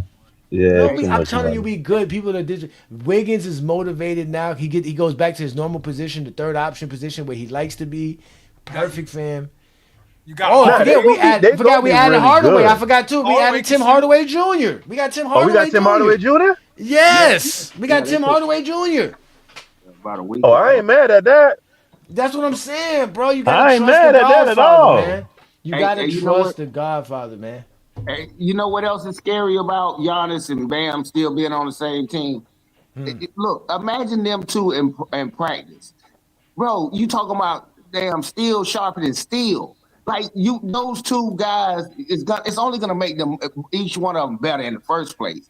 It's a advantage going against anybody.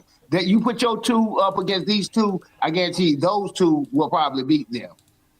They're gonna outwork them on both ends of the court. It ain't no Rudy Gobert shit where it's just defense and he a bum on offense. Oh, No, these guys can play and both ends. and talk about that. Somebody asked me to talk about this. You saw Bam winning Tyler Hero shit, right? You saw that, right, Peter? This morning? I saw the pop up. I never clicked it though. Where he punched him. Punched him.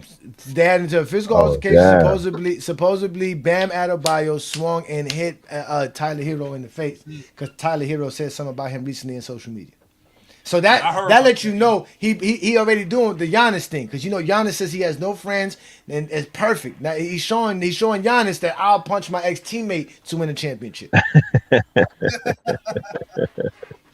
Damn. Where did So where this, did where did Tyler go again? he went to Milwaukee. Where he from? He from Milwaukee. He went to the Bucks. Oh, that's right. That's right. That's right. Yeah, but they He were gotta supposed to be stay. He somewhere gotta in stay Vegas. healthy though. That's the Yeah, he only gotta stay thing with healthy. Yeah, Tyler. he gotta stay healthy. But they were somewhere in Vegas doing some kind of basketball event, some way, somehow, and Bam That's approached him, crazy. and supposedly he swung on it. And supposedly there's a picture of Tyler Hero with a little black eye and a little swollen eye. See, I don't be liking that these big ass niggas be. See, that's why. What? That's why I See, don't like when big niggas be getting on little niggas though.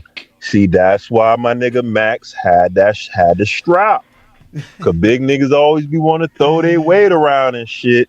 Like a You got, nigga and that's won't why. But you wait gotta watch what outside you the say. arena. Yeah, You gotta watch what it's a you thing say. called Bam is the last watch your person to mouth. talk about, man.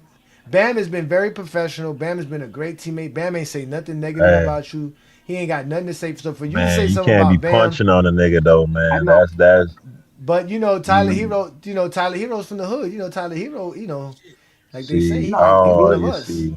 no, Bam. You already know what Bam represent. Where he from? Yeah, that's North Carolina. He from Hit his Pineville. ass with them Look, Nigerian hard ass Nigerian hands, nigga.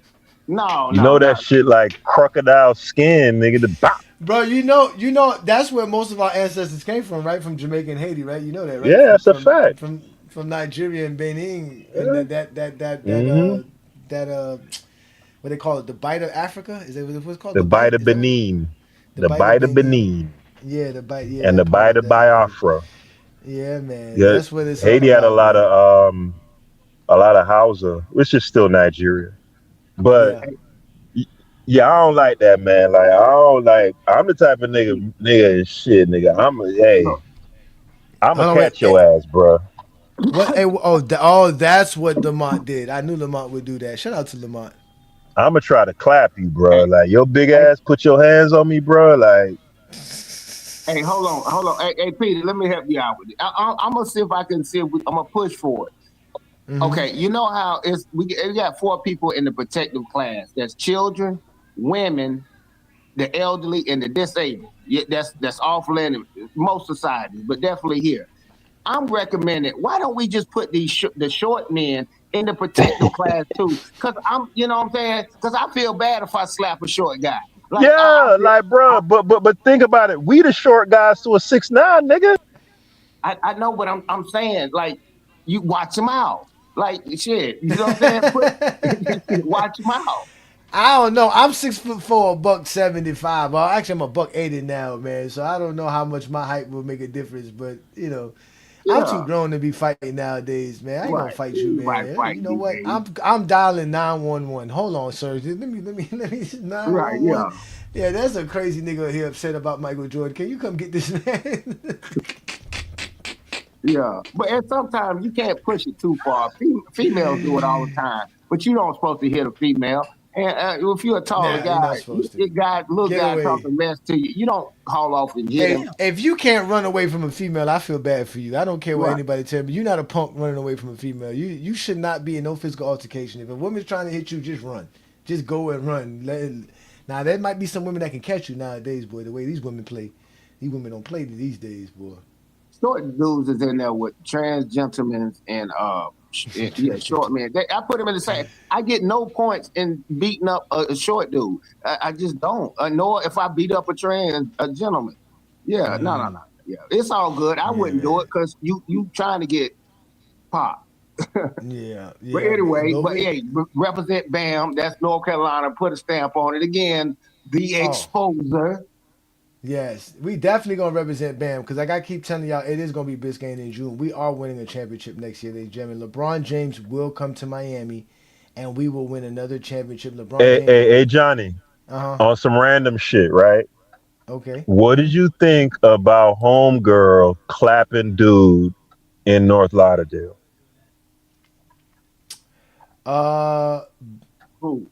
by the Oh, you ain't see law. that video No, I in didn't know. I did Walmart? see the. I did see the video. By the law, she was wrong.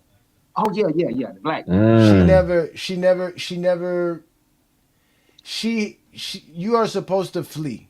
You supposed. The only time you're supposed to use deadly force is if you have no choice of fleeing, and she doesn't have the complexion for the protection. Well, who runs up on a So you firearm? add That is those so to it. It's stupid. like it's hard. Not that's Man, she also true. clapped Who that runs it? Well, man, not bro. that's I think that's what can save her.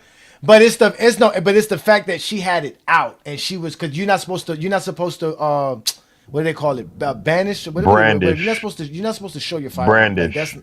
yeah brandish you're not supposed Look, to brandish a firearm yeah exactly you're not supposed to brandish thank you for that you're not supposed to do that even if we're in an open state it's open carry but you can carry but she literally had it out in an altercation situation like right. she didn't avoid the situation, which is what you're supposed to do. You're supposed to avoid, and if you have no choice, now I have to. Now, if she would have stayed in her car and he would have approached her car, she had all rights to do such.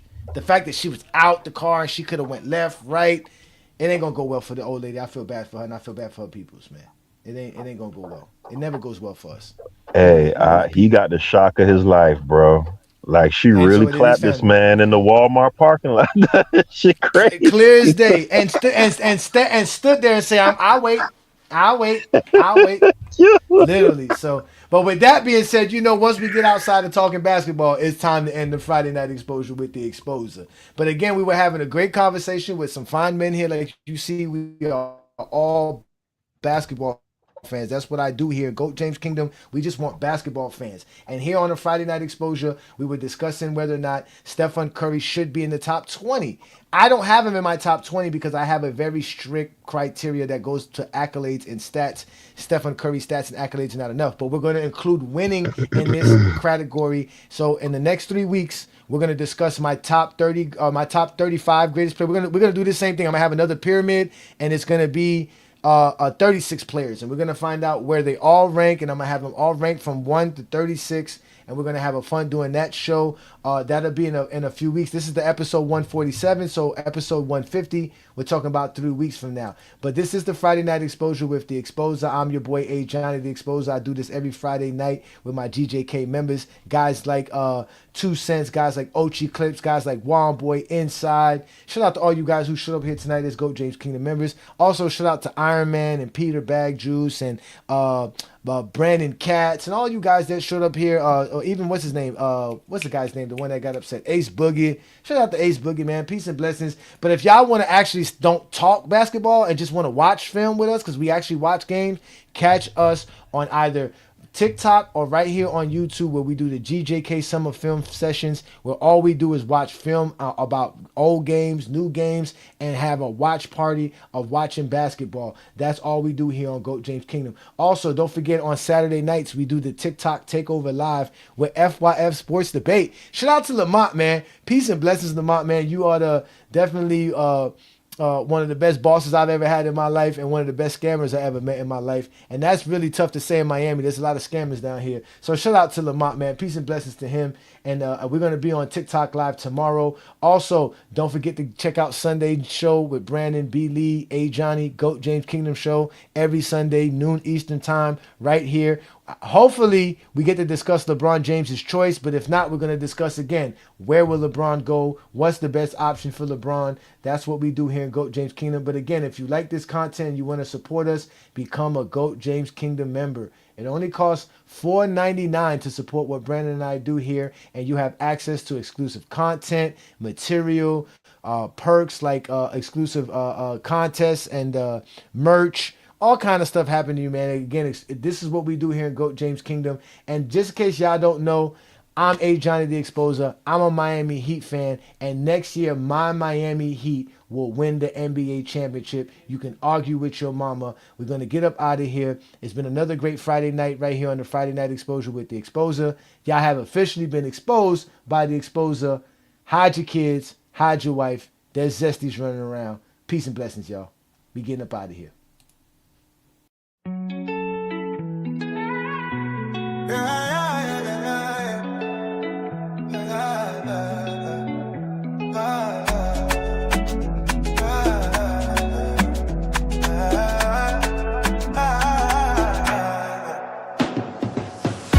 We got the Greek freak.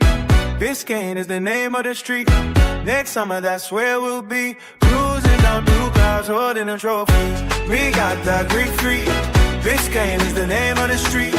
Next summer, that's where we'll be. Cruising down through crowds, holding a trophy. The Godfather did again. It's time to begin. The Heat's gonna win with the 7-foot Nigerian. Two big boys to make big noise. Best duo in the East. These boys bout to feast. Riley is beast and sport about to unleash. New terror in the league. You cats ain't hearing me. This is Heat in 3rd degree. We making this degree. Let the title goes to Miami. Confetti parade down Biscayne. This is why I love this game. We got the Greek freak. Biscayne is the name of the street. Next summer, that's where we'll be. Cruising down through